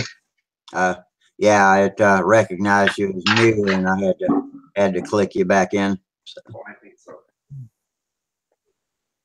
So have we lost Charles, or is he just gone away from his computer for a while? He didn't say. I just noticed that his mic was off and his camera too. So he's probably not too far from it. Probably tending to some family business. Yeah, well, I'll probably have to go and do family business and make our dinner in half an hour or so. What we having? Oh, it'll have to be something quick and easy. It might just be some chips and sausages. We've got our club meeting tonight at 7:30, so I can't get too experimental. What time is it there now? Right now it's just about 5:10. So I'll do 10 o'clock here. yeah, quite a big difference in time. The other 10 o'clock. Yeah. Yeah. No, we have our club meeting once every 2 months, so it's something I look forward to, going along to the club meeting and getting everybody up to speed on what we've got to do as a club.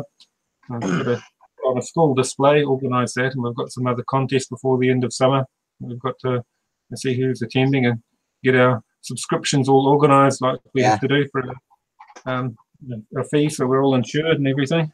But as secretary treasurer, I sort of dread the job, but I know if I don't do it, it's hard to get somebody to take my place. Yeah. I've been doing since 1990, secretary treasurer, and it's not a job you want to get lumped with, eh?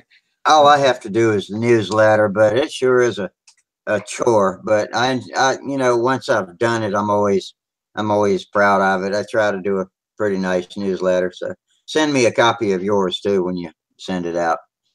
My last newsletter was not flash. I was all over it. I just wanted to have the thing out because I shouldn't really have to do the secretary, the treasurer, and the newsletter roles all at the same time.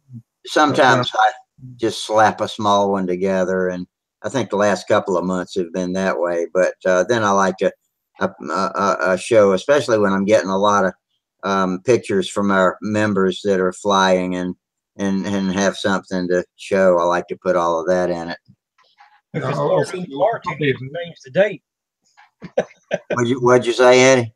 I said if they're far enough apart, you can just change the date. Not quite. They're not. I wish they were. No, they sort of expect a newsletter to remind them when the club meeting is and what coming events are. But if I'm I like to write a story too, but I don't always have time to do that. I tried to put in an article. Last time I put in a neat article about David Sagal, but not everybody was receptive of my article about early control line and the invention of the aerofoil and inverted flight and things like that. But I sort of enjoy trolling through the internet, trying to find a bit of history on aeromodeling and put that in my newsletter. But not everybody's into vintage or historic aeromodeling. And well, there's something the matter with them. I wouldn't worry about them too much. Do whatever interests you. Yeah, I try to be at least insert a little humor here and there. But over the winter, I've been low on inspiration, so I hadn't done quite anything more than just slap them together and send them out. But I got 225 recipients. Cool. That's more than members of the club because people can sign up for it when they come to contests and just express any kind of interest, and we put them on the list. Yeah, well, our club is very small. For the largest city in New Zealand to only have a little over a dozen members isn't great, but aeromodeling doesn't do terribly well in the main centre. It tends to do better in the regions where maybe they've got less to entertain them outside of Auckland, and there's a bit more. The two or three really good control line sites are all outside of Auckland. They're in Taranaki and the Wairarapa areas in New Zealand. So they're not the big areas. They're the regional areas where the strong interest lies. But I suppose it's probably the same in America. I imagine your control line centres are outside the main areas of population. Yeah, you're right. And I think my club is probably one of the bigger clubs in the East. And I don't remember how many active members we've got, but it's probably 40 or 50. And that's pretty big, I guess. Yeah, that is pretty good. Yeah, I think there's about 5 or 6 of us that fly with Mike, and so if they're all still flying. I hadn't flown with them in several years now. I hadn't been able to get out, but yeah, that's 40, man. That's a big crowd. I'm not sure if Mike's a member of our club or not. Probably MCLS, Metroliner Control Line Society, but I'd have to look at the roster and see. He probably is, because it's only $20 or $25 dues every year, so that's pretty reasonable. You don't find them that cheap very often. A lot of the clubs. What kind of banknotes is New Zealand money? Is it you've got your own dollar? Yeah, you used to have the English pound. When you go back far enough, yeah, it was the English pound, but we changed over to metric, to dollars and cents. And our currency is similar in terms of its exchange rate to the Australian dollar against the American dollar. And we exchange at something like 70. It would be 70 cents gets 1 New Zealand dollar, roughly. But yeah, we probably stay fairly closely tied to Australia. Our exchange rate, our banking system's quite close to Australia, and historically all the ties were with Australia and Canada and England. The Commonwealth of those former English colonies, and in time those allegiances are sort of stretched out, and New Zealand's got very close ties now with China, and that's where a lot of the people have come from now, and a lot of the money comes from China, and our allegiance with Australia is a lot less so than it was in years past. I didn't realize you guys had hot springs there in New Zealand. Yeah, we actually got some hot springs about 20 miles from us in Parakai, and then the main hot springs are in Rotorua. I suppose a bit like Yellowstone Park. It's beautiful. New Zealand volcanic islands? Not really. It's probably about the size of England, but it's a bit more active than England, because we're on it's sort of 2 main islands, but there's a tectonic plate running between the 2 islands and runs along the side. The plates separate along the side, so we're on a fault line. So there are very active parts of New Zealand with a lot of earthquakes. There has some large earthquakes in the South Island, and it affected a major city there called Christchurch a few years back, and it really decimated the whole city. It took down all the historic buildings. It really was quite tragic. But it's just the nature of living. A guy I worked with, his son works in New Zealand. It's not an oceanographer. I don't know. He swims. He's always underwater doing something, but with reefs and stuff like that. And he posted a video. And he hiked in, I don't know, it was an hour and something to hike into this hot springs. And they were up and down and across these rope-like bridges, or I guess they're wire.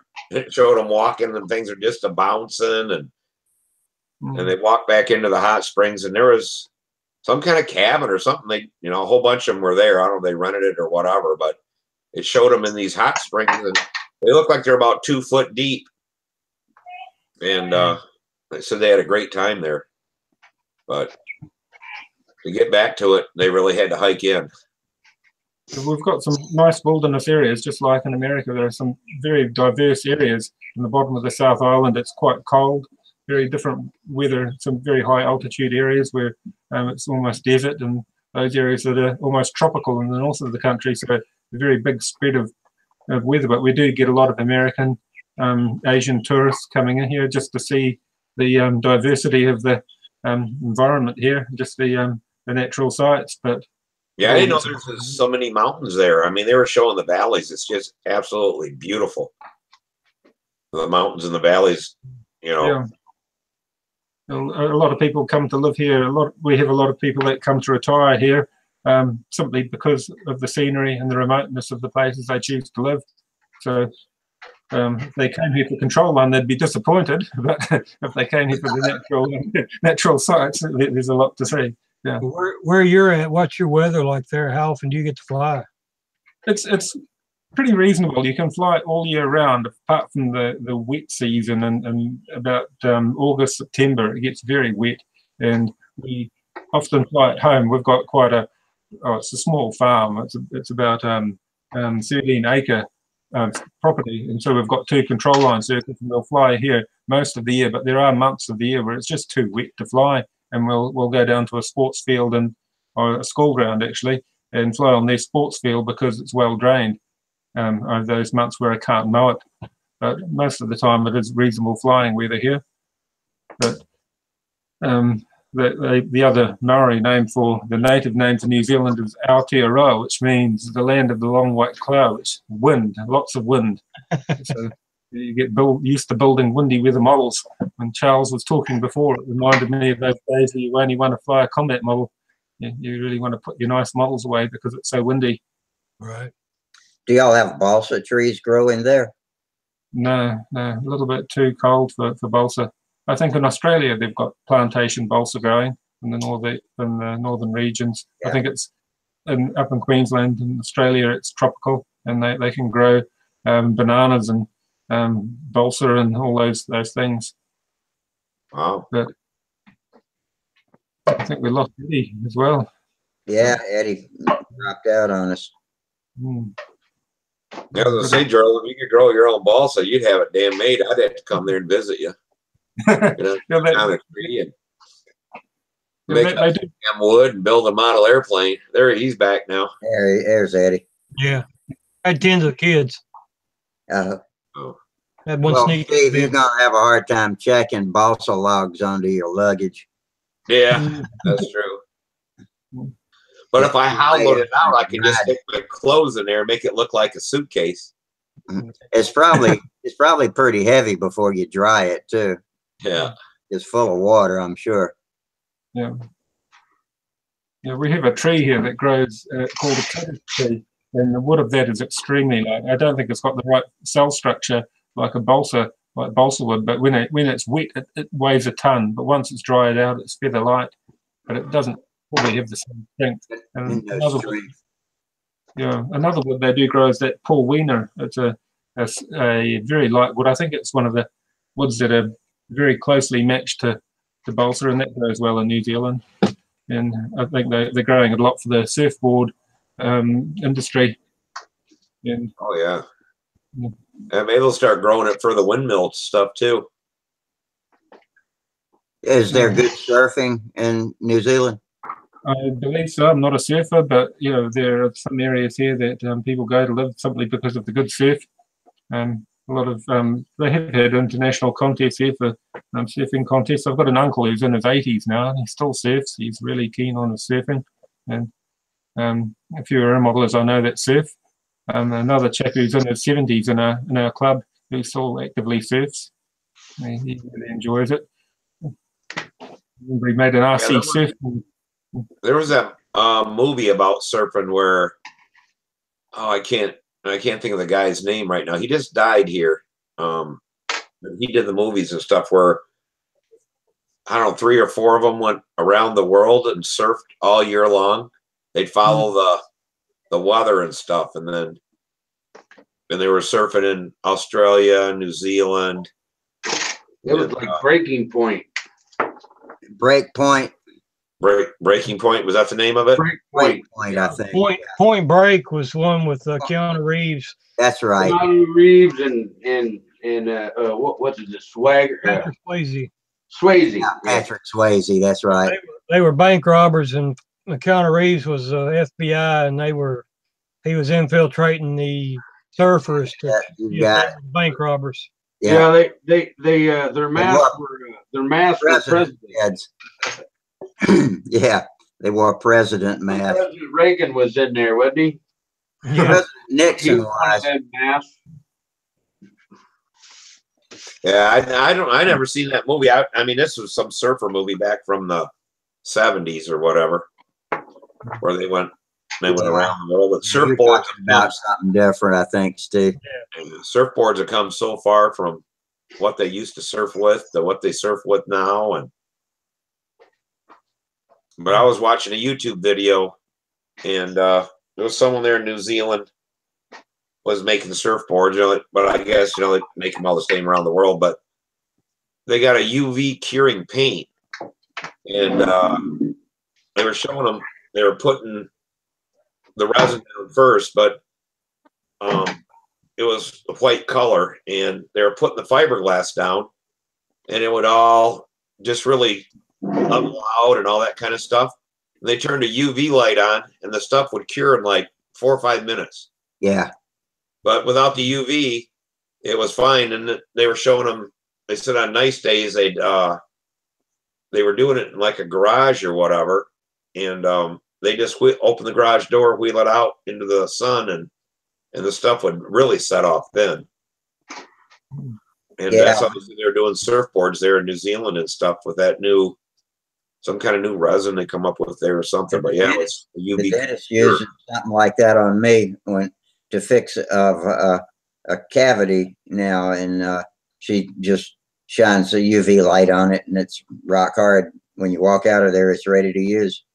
Yeah. Oh yeah, that's right. I forgot about that.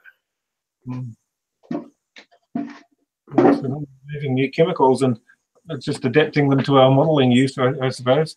That's what I kept thinking when I broke my arm, and they put on their the cast out of that sort of a similar material as a polyester resin, I think, but it the way they activated it, I think they just put water over it and rubbed it in, and it set up the cast. It was quite amazing. But yeah, a whole lot of new materials, I suppose. It's just finding an application and where to buy it. Have you got your full strength back in that arm now? Pretty much back to normal. It took a long time though. Sort of try to be a bit careful with it still.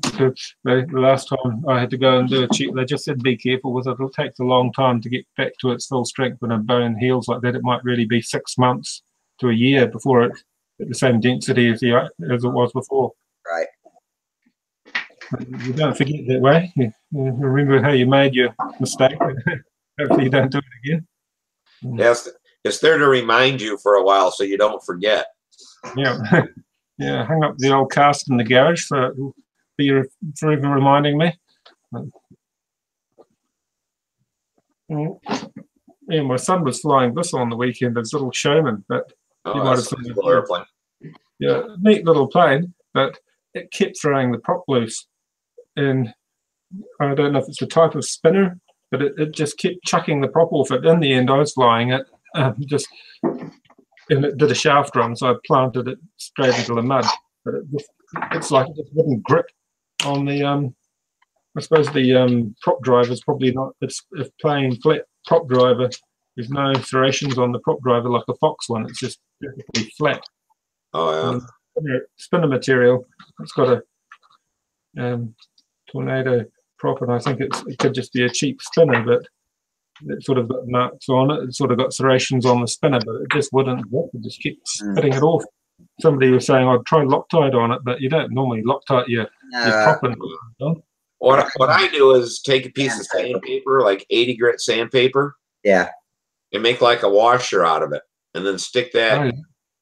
Up on a couple of mine, I've taken my Dremel with a cutoff wheel and just cut radial lines all the way around it, you know, and then screw it together. It holds it pretty tight. I hadn't had any of them throw a prop since I did that. You might sand on the hub on the propeller itself a little bit. Usually the nylon props are so smooth and slippery that maybe that's where it's loosening too. Yeah, the front's very smooth. The back of it's got serrations on the back of it. Oh, okay. That should be enough then.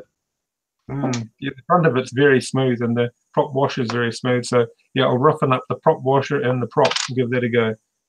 But yeah, he was enjoying flying it. Apart from that one problem, it was a little bit frustrating. What motor's on that? Is that a 15? Yeah, a little OS15. Yeah. But yeah, he wants a bigger model now. He's flying that other model in the background, the Hellcat with the KMB 40. And so he's quite keen to build some other bigger models. The 15's just not got enough pill. He said, I could almost imagine it's not there. It's just got no pill compared to the 40. And that's what happens, I suppose. You try them out on a bigger model, and then they find it hard to go back to their little trainers again. And I suppose that's what Charles probably find. Well, I think. But would you go have dinner, Charles? Yeah, I got hungry. I made some popcorn. Man. Well, we made enough to share. I know. You want some? Throw some at you. Yeah, actually, that's what I was baking for my son before I came on. A big bowl of popcorn to keep him busy. You gonna make Brodak this year, Charles? Not to my knowledge, but you never know. I don't think so. That's too expensive for me right now. Yeah, it'd be nice. All the way last time. What was that again, Rusty? Did you drive all the way there last time, or did you fly? I flew last time, and I roomed with a guy who drove all the way out there, and he let me fly one of his planes, so I was able to compete. But yeah, I went there because that was supposed to be the last one, you know, and then they finally. Yeah, then they add more to it. Well, what you need to do is, you're going to have to do is save a lot of money, because once you get your son flying more and more, you'll be, Dad, let's go to Brodak. Dad, let's go here. Dad, let's go there. Yeah. And it's like, Dad, you're going to be broke for a long time. Yeah. Where are the Nats? Contest I want to go out to that here. I want to go to the Northwestern Regionals, which I've never been to, and of course the state championship. And those are pretty far, you know, it's like 8-hour drives or less, but you know, hotel accommodations and all that. Oh yeah, that's good. Now, have you go up there where Brett Buck and them fly, and they do that Fox 35 Chuck or whatever? Yeah, the meet and meet contest. Yeah, that's another one I'd like to go to get some, instruction. That'd be great. Yeah, that's a Fox. That can't be more than 4 or 5 hours from you. There was nobody on the road.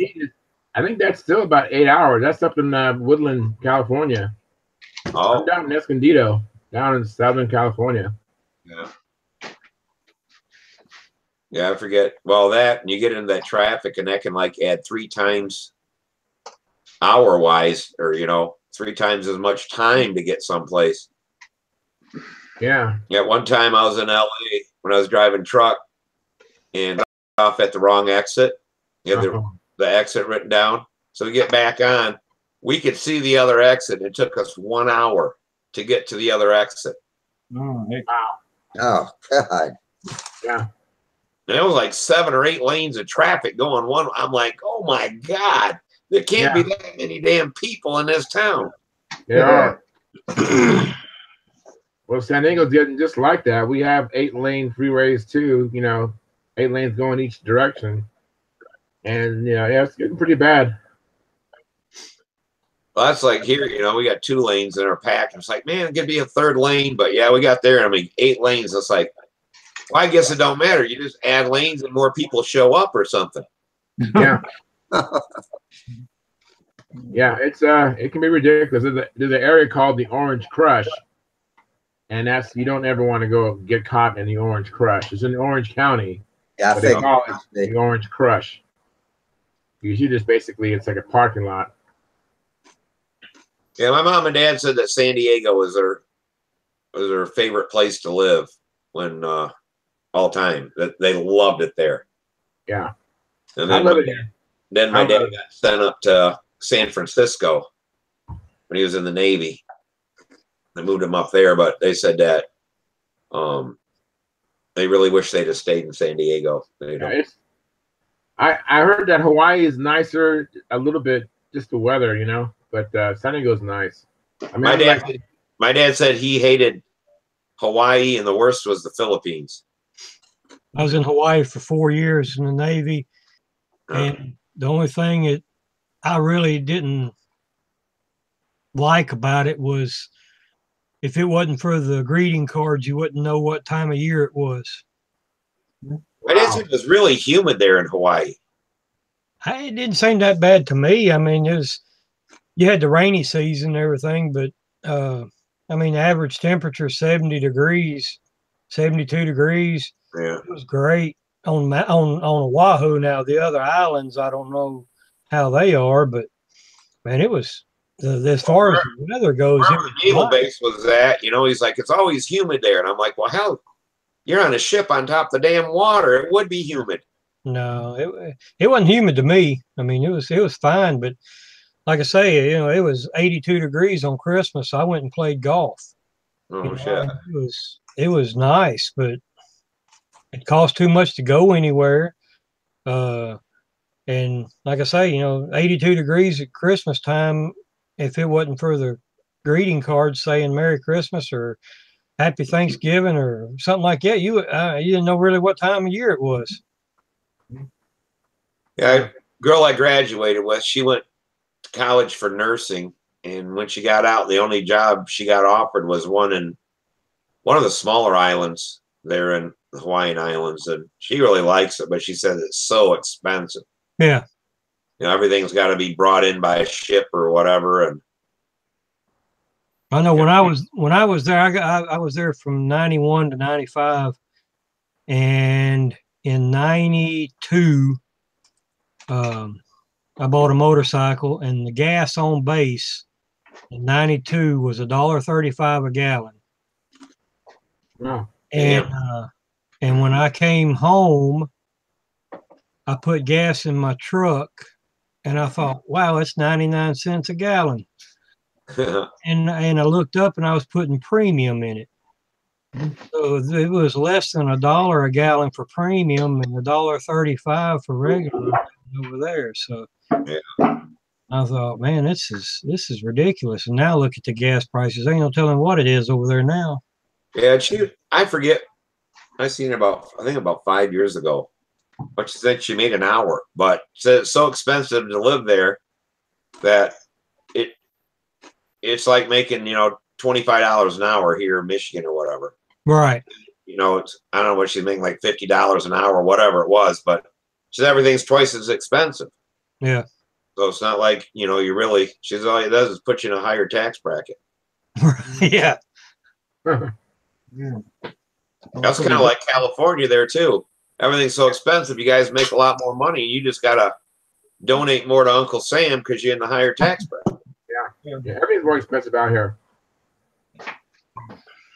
Well, housing is what's crazy. Oh, yeah. You know, New Zealand's not great there. The average house price in New Zealand's around, it would be about 700,000 buy a house in Auckland. They're all around 1 million NZ, so it'd be about 700,000 to buy an average house in Auckland. So a lot of people just can't afford it. The wages aren't that great. Yeah, it's just very hard. 700,000. Holy shit.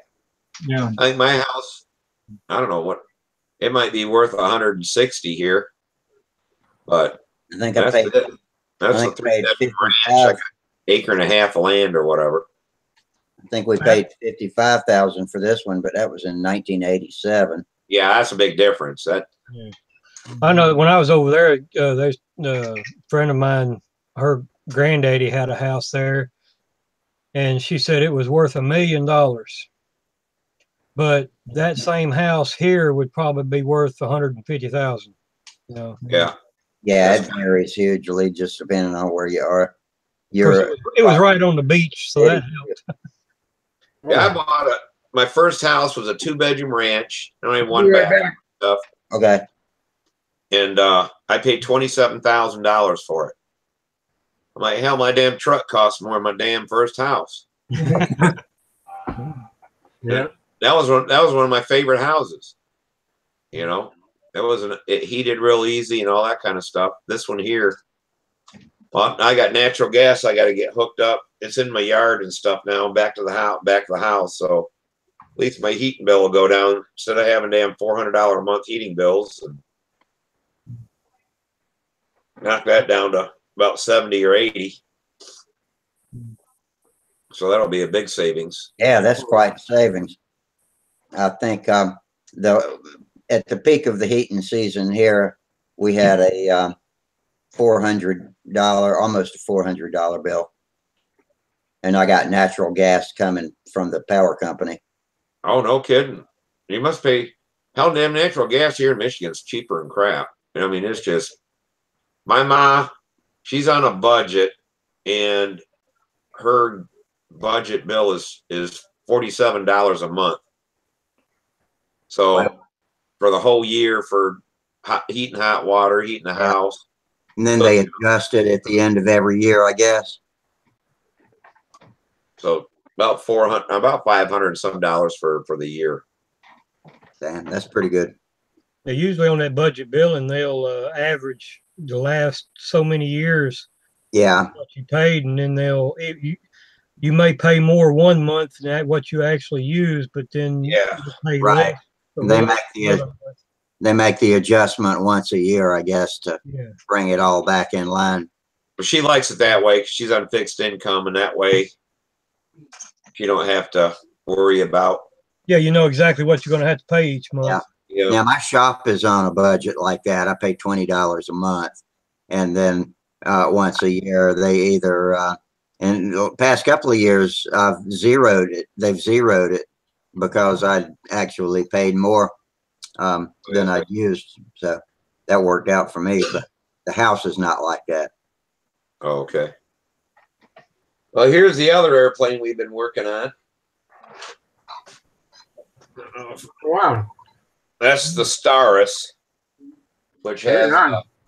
has a nose off of SV11, and then the wing and stab is going to be the Starus. That carbon veil in the center there.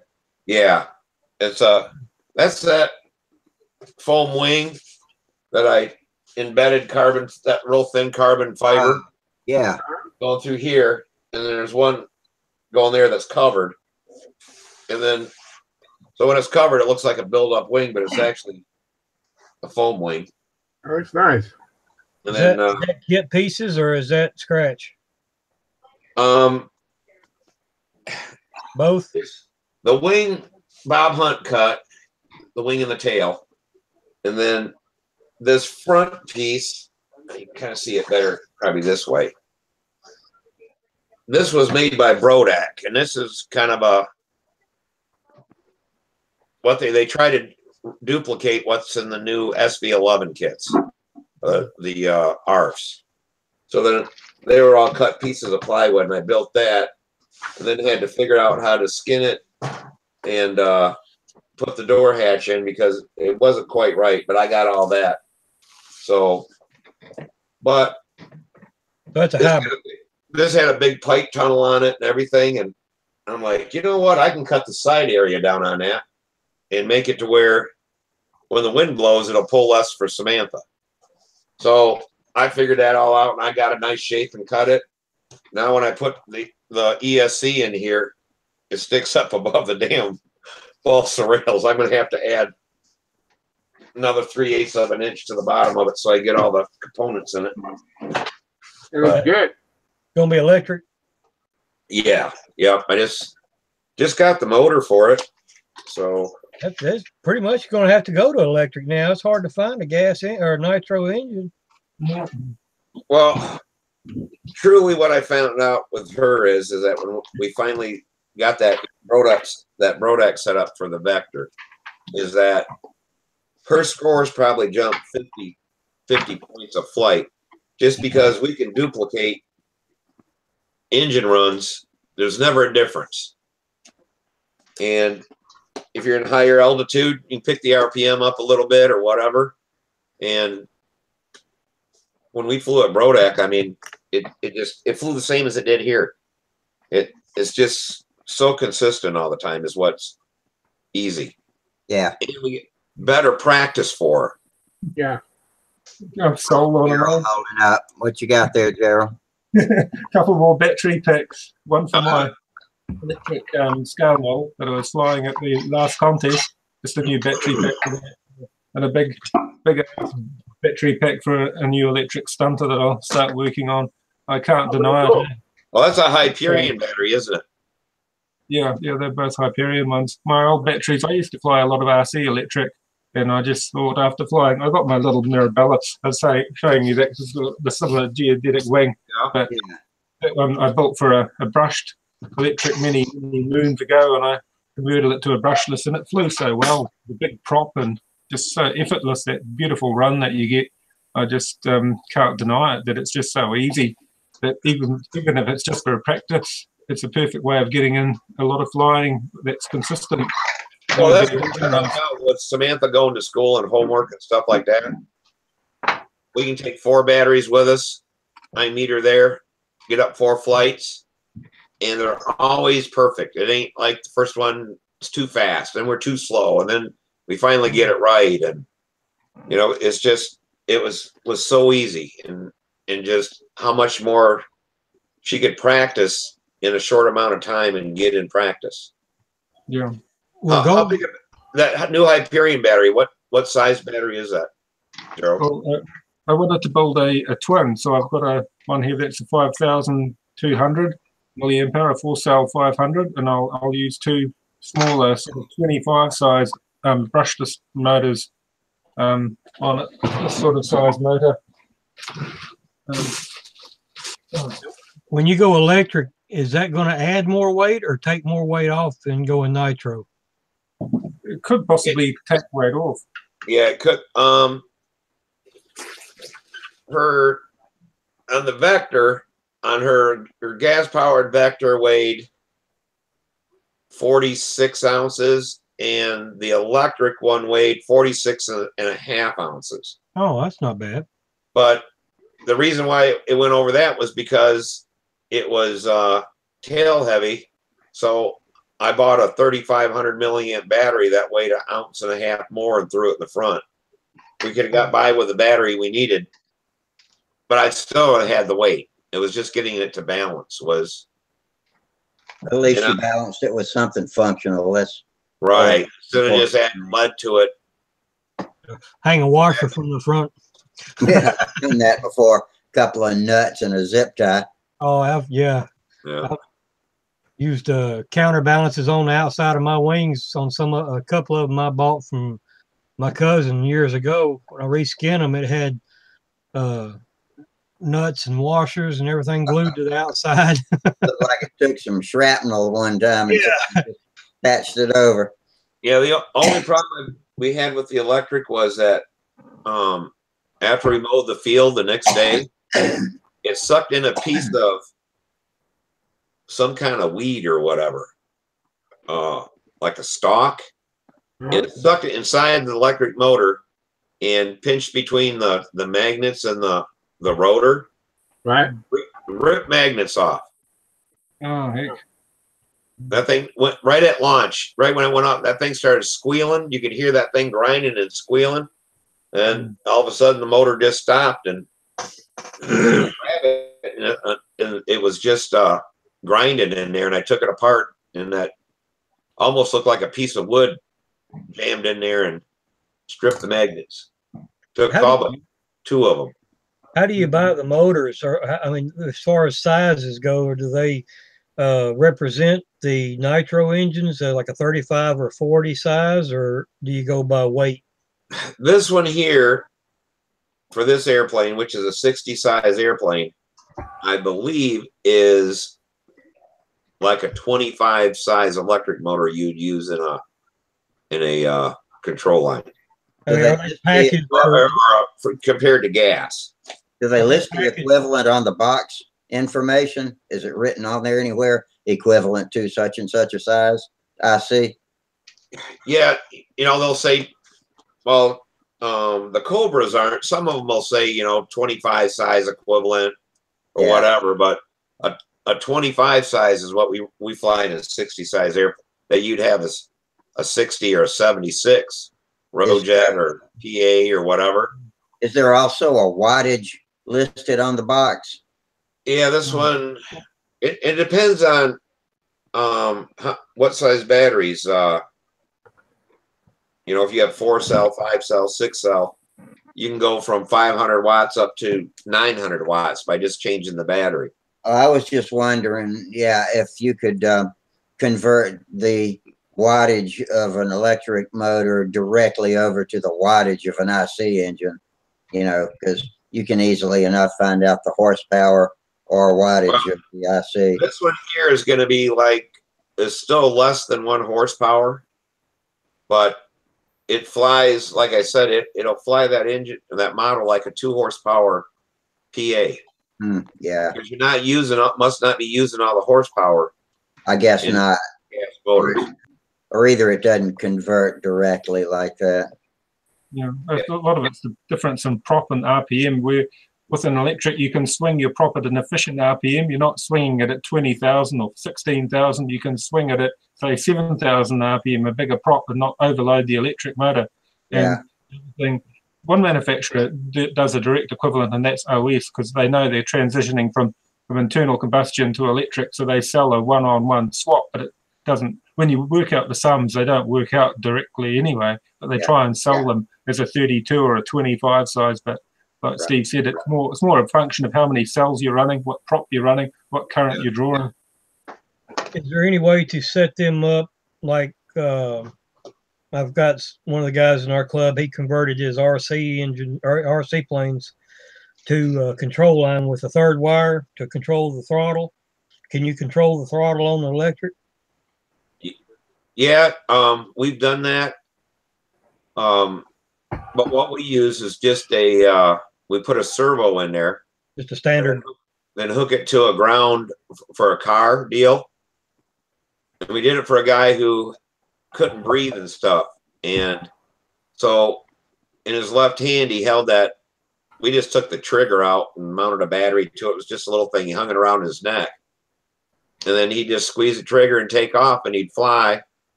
And then if he got too far out of breath and he couldn't breathe, he'd just let loose the trigger and land it. And then we'd run out there and pull the plug on it so that the propeller would quit turning. But it'd slow it down far enough for the airplane to quit flying. Landed really nice like that when it landed under power a little bit. You could really land it nice. Yeah, that's why we did, instead of the 3rd wire, we just added a little servo. Yeah, radio control. Yeah. I know really. Steve's got those RCs that he can, throttle it down and do touch and goes and stuff like that. So it's pretty cool. For scale, I was flying scale a couple of weeks back. It was scale control line, and I had a 2.4 gigahertz RC car controller. I've changed my handle around, and I use that for my throttle control. But the reality is that if you're flying stunt, you want a governor that'll hold the RPM constant.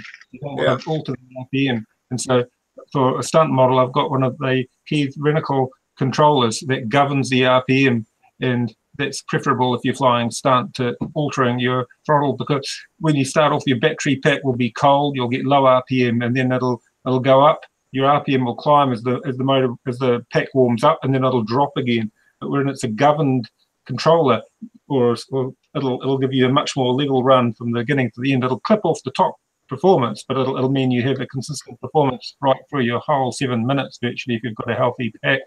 And when you see somebody fly electric with that consistent run, we were marveling. The guy Dave Wright in our club, who's really got it down to a fine art. He used to fly at the world championship level. He used to. He's an older guy now, but he's a very consistent flyer, and he's got his radio his timer set up, his battery pack, motor set up, very well sorted.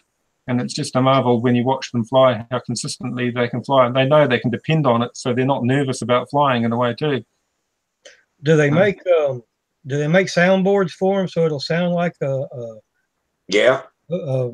gas engine? Because I love that sound. You make it sound like a P-51 or Corsair. Because that's what I like. I like the sound of it. You know, that little humming sound just don't do nothing for me. Sparky put one in his scale model. You know, the shoestring scale model. If you look through Sparky's Stunthangar videos, you'll find the one where he puts the sound card and the speakers into his shoestring control line scale model, and then when he's flying it, you can hear that nice realistic sound as it taxis around. Once it's up in the air, it's hard to hear the speakers as clearly, but yeah, it's definitely a possibility.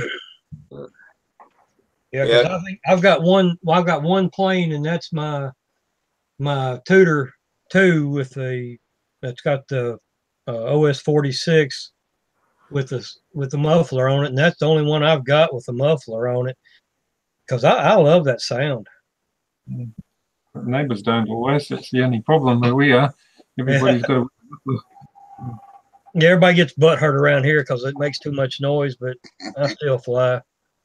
That was the thing. The thing here is that we couldn't fly on Sundays anymore because one of the neighbors always had people over. Saturdays sometimes too, but they're both lawyers, so we really didn't want to get sued. You know, Yeah. So Lawyers, yeah.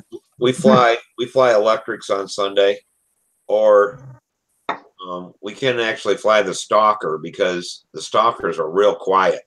Yeah, they are. They don't turn a lot of RPM and stuff like that, and they're quiet. But no more combat or racing or anything like that on Sundays. Saturdays, combat, man, that sounds like a swarm of honeybees coming after you. yeah. So, Half a combat. Yeah. but we've lost so many fields here because of noise. Try to get the guys not to, have loud airplanes and stuff. People don't like it. We love it. We think that sounds the greatest thing in the world. But, that's like them trying to talk me into drinking some of their wine that they got out there. I got no use for wine. To me, if you can't hear it, Drink smell it, I don't want it. Yeah. No, mind you, I don't know if it's other injuries that have caused it, but I've got tinnitus pretty good now, and we've got cicadas all year round now. I don't know if it's my model planes or other things, but yeah, a lot of aeromodelers with hearing loss, just like a lot of people into drag racing or rock music, or a lot of people with hearing loss. Yeah, the noise thing just gets to be, it's like we got Martin Dragway here, and they end up having to buy out all the houses and stuff for so many, like a mile down the road and shit, just because of so much problems with the sound, But if I was home on a Saturday night, I wouldn't want to hear Top Fuel dragsters, running for 7-8 hours on a Saturday night. Yeah. Other people, they love it. It would work on your nerves after a while. Yeah. I'm about 2 miles from a racetrack down the road there. It's a little quarter-mile round track. And Friday nights, you can hear them practicing, little 4 cylinders, 6 cylinders. And Saturday nights, they'll be cranked up, and you can, especially on a calm night, then you'll hear them all the way to midnight. But I've lived here for since I was 3 years old, so I'm used to it. Just like the train tracks about 500 yards up the road, I don't hear the trains anymore. But people that move in, like, how do you sleep? How do you do all that? You just get used to it. But yeah, the noise don't bother me like that. Well, that's like where I live. Now, you're getting a few more people around here, but when I first moved in here, I don't know, a quarter mile was closest house from me. And I'd wake up if deer walk close to the house. I could hear them walking in the grass and wake me up. Any place I went, stay at a motel, Oh my God. I was up all night long. I'm like, how in the hell can people sleep in a damn motel? You know, it'd take me 2 nights to get so tired that I just didn't wake back up. Well, that's the same thing Samantha says too. Every place we go, it's like, oh, it's so noisy all the time. Yeah. It's a problem living in the country. Yeah. I like that movie. You ever seen that movie, My Cousin Vinny? I love that movie. Yeah, it's so funny. That's one of my favorite all-time movies. That is a cracker. It's even funnier than Caddyshack. That's hilarious. Super funny. They ruined the Caddyshack when they cut it up for television, though. Yeah. Because it was back when the restrictions on language on TV were too strict, and so they cut all the funny stuff out of it. Kind of like Blazing Saddles. Yeah, exactly. I was exactly thinking about that. Oh, well, it's been great battering away tonight.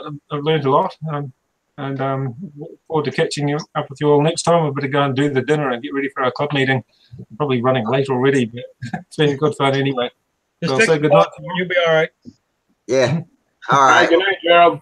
Hey, Yeah. Leo, take it easy, girl. Take it easy. Yeah, I wasn't paying attention to the time either. Hell, it's It's almost 10 12 o'clock. 4 minutes till 12, and that's when I usually shut it off anyway, right at 11 12. o'clock here. I wish. Oh, well, I guess What? we'll call it a night. And Oh, 9 o'clock. It's 9 o'clock for you, isn't it, Charles? Yeah, it's almost 9 o'clock. It's 9, yeah.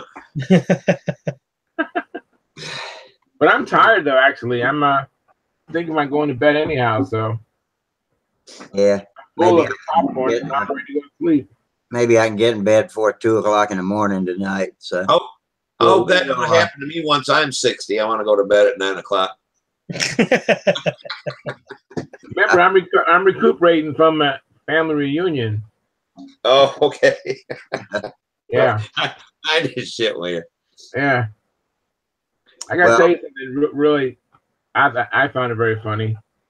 So, my grandma Adele Carter, she was the only one who was dark of her siblings. So her brother, I think William White is his name. He's actually white, and so he had other siblings. So as a result, he had a daughter, and then the daughter had a son. So he actually is on Ancestry.com. My cousin, she was looking at our ancestry. She found William White and connected with the grandson, David, right? And says, you know, there's like a connection between our families. So they started going back and forth. And so we invited him out to the family reunion. And so it was really a trip. So we had this cousin who's white. And then to top it off, he's married to another guy. So it was kind of unique. So my wife, when I came home, my wife goes, "Wouldn't that be funny if Dave and Tom said, you know, we was this kid and this is really reality TV. We just want to see your reaction to, you know, not only a white guy but a same-sex marriage and white guy, you know." But yeah, we had a great time, and he was really welcomed, and I mean, it was like welcome to the family. We had a great time, but that definitely was very interesting. You know, we just had a blast. That's cool to have an eclectic family. Yeah, All kinds of different You people. know, we had like the family, you know, try to figure out the family tree and stuff like that. And when I was down in Florida over Christmas, my cousin got a hold of a family Bible from the 1800s that one of our cousins or something had it someplace.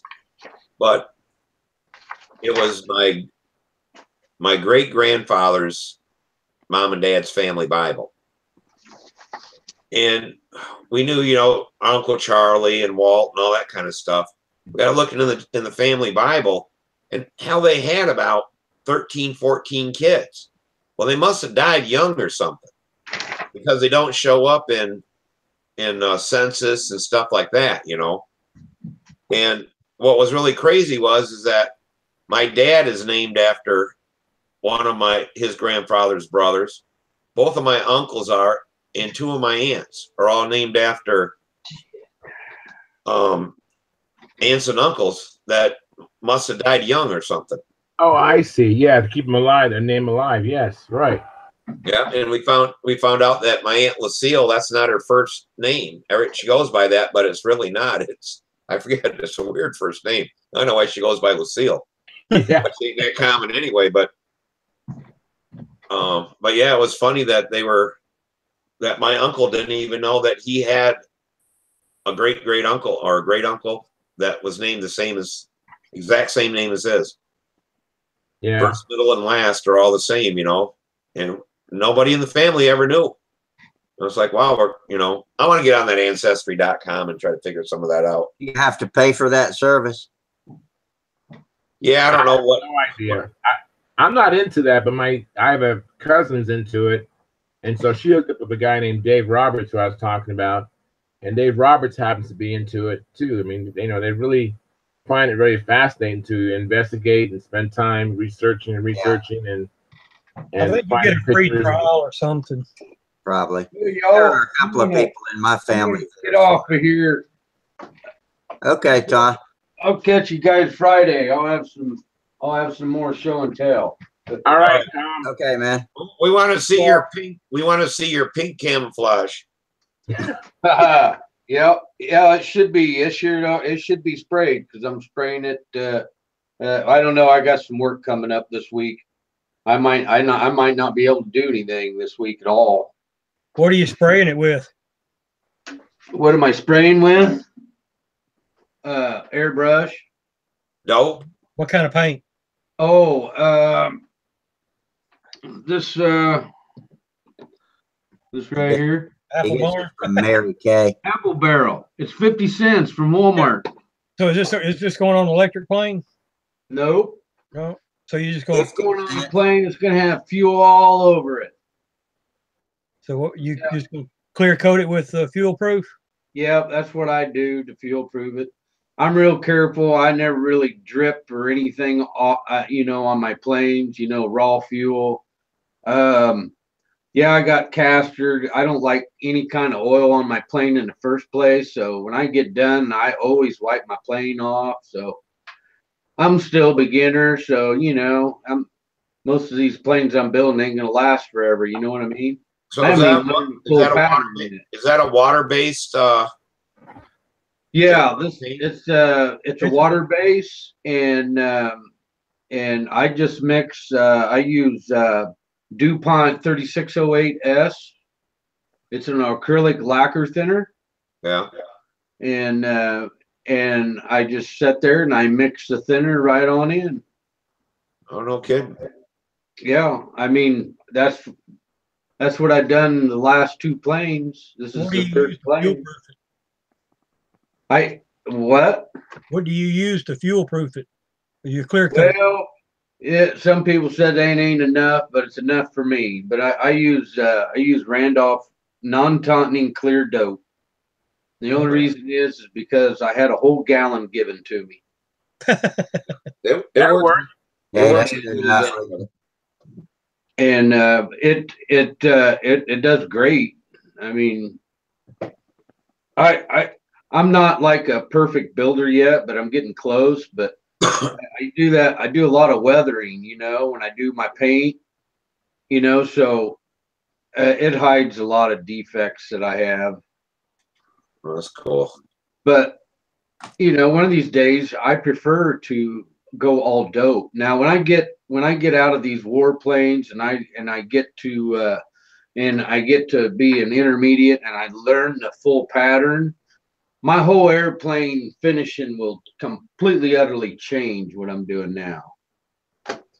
This is just real cheap and fast and easy. And, I need some paint. Well, I'll put it on the grocery list, when I go to Walmart. Yeah. Well, I know that some of these guys now are using house paint. Latex? Yeah, latex house paint. Yeah, I've been reading that. I don't know if do you guys know any it's a great big art supplier warehouse for United States. It's Dick Blick. I never heard of it, but Well, Dick Blick, there's only 4 warehouses in the United States, and one of them is only 30 miles from me, and they have a paint technician there, and I haven't been there yet, but I've talked to the gal on the phone. They have all kinds of different technical specs for paint. So I'm going to go there, and she's going to teach me a few things, more about the mixture of the chemicals. Nice. there's a lot of different ways to skin a cat, but Yeah, there is. and whatever works for you and stuff like that. That, like I said, that's the last airplane we used dope, and then we sprayed it with that Max 2K or whatever, 2K Max. I forget what it's called. Yeah, the guys have been using, a lot of people I've been talking, every time they say what their finishing is PPG Clear Coat is a popular brand. Yeah. For the experts and, to finish clear coating their planes with. There's someone that was on here that just got done spraying that clear over that Max 2K or 2K Max.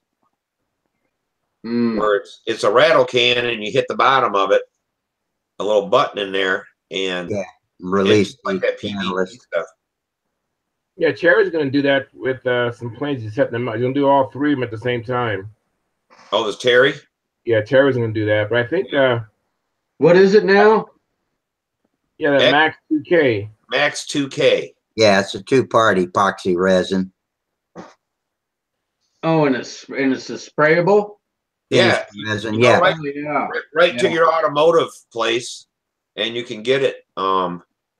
Actually, I think you can order it from Walmart on their online stuff or whatever. Yeah, it's about $24 a can, I think. 22, 24. And somewhere around 20. I think here where I paid $21 or whatever. Yeah. But is that Max too? Is that like an acrylic or a nail? Yeah, it's epoxy. It's epoxy finishing. Oh no, it's acrylic. It'll go on a car. It'll match up with and everything else. Okay. Huh. Wonder how much that stuff is. It's about $20 a can. Somewhere on $20. Got to use it pretty quick. It'll keep in the refrigerator. I think some of y'all said that it would stay in the fridge for a couple of weeks or more. Yeah, I kept it for a month in the fridge, and we damaged the plane and redoped it, sanded it back out, and then I hit it again. It rubs out beautiful. I mean, that stuff will really shine. It's a really good stuff. Just gotta be of course, it's probably going to be heavier than dope, but I wonder. But you can put less of it on there. Automotive clear. Yeah, it's an automotive clear, but you just got to put less on. You got to be really careful putting it on. But we're talking about that. You got your urethane base, and this is an epoxy base, right? The clear coat, I wonder would the epoxy be heavier than the urethane? Oh, we were talking about when I worked at that paint company. I don't give a shit if it's lacquer, if it's epoxy, or if it's acrylic. They all weigh the same if you put the same amount on. If you put on 2 mils of any of it, they weigh just within 1/100 of a gram or so of each other, because basically everything in it is about the same stuff, except some of it's cut with thinners, different kinds of thinner. Some is high solids, and the new acrylic stuff is a high solids to where there's less thinner in it, so you can't put on as much. But if you're careful at doing it, it doesn't weigh any difference. Just put on enough to cover it. Yeah, to get it on there. I mean, all that stuff, it just, your base stock clears, it's just clear. It weighs the same. Okay. What weighs more now, white paint weighs the most out of any paint because of the titanium dioxide in it, where reds and stuff like this are lighter because the pigments are lighter. Right. When I was there at the paint company, we had blue that was so light you could hardly get it to mix. It flowed away. It was like that Cavasil. That is just like, it's so light, it's just a powder, and so that blue paint weighed hardly anything. It was just super, super expensive. It was like $100 a quart when they got done making it. God damn. Yeah. That's right. What Rusty said. Well, the most expensive paint we made was John Deere green. Yeah. The pigment for that is just absolutely crazy expensive to get the John Deere green. That's why they're bigger shit. They paint it yellow. Well, guys, it's been fun. I'm out of here. Yeah, Yeah. we all Yeah, are. I gotta get going too, guys. Everybody. No, you all have a good week. Yeah, we'll see all of you Friday, I hope. And All right. See you guys later. Have we a good got one. later. over on the tube. I apologize that you can't type and chat with us. I don't know what's wrong with that, but I'll look into it. And we'll see everybody. Well, you're the last one. See you later, Charles. We'll See you later, man. I hope. All right. Good night, Good night. everybody. Fair winds, tight lines. See ya.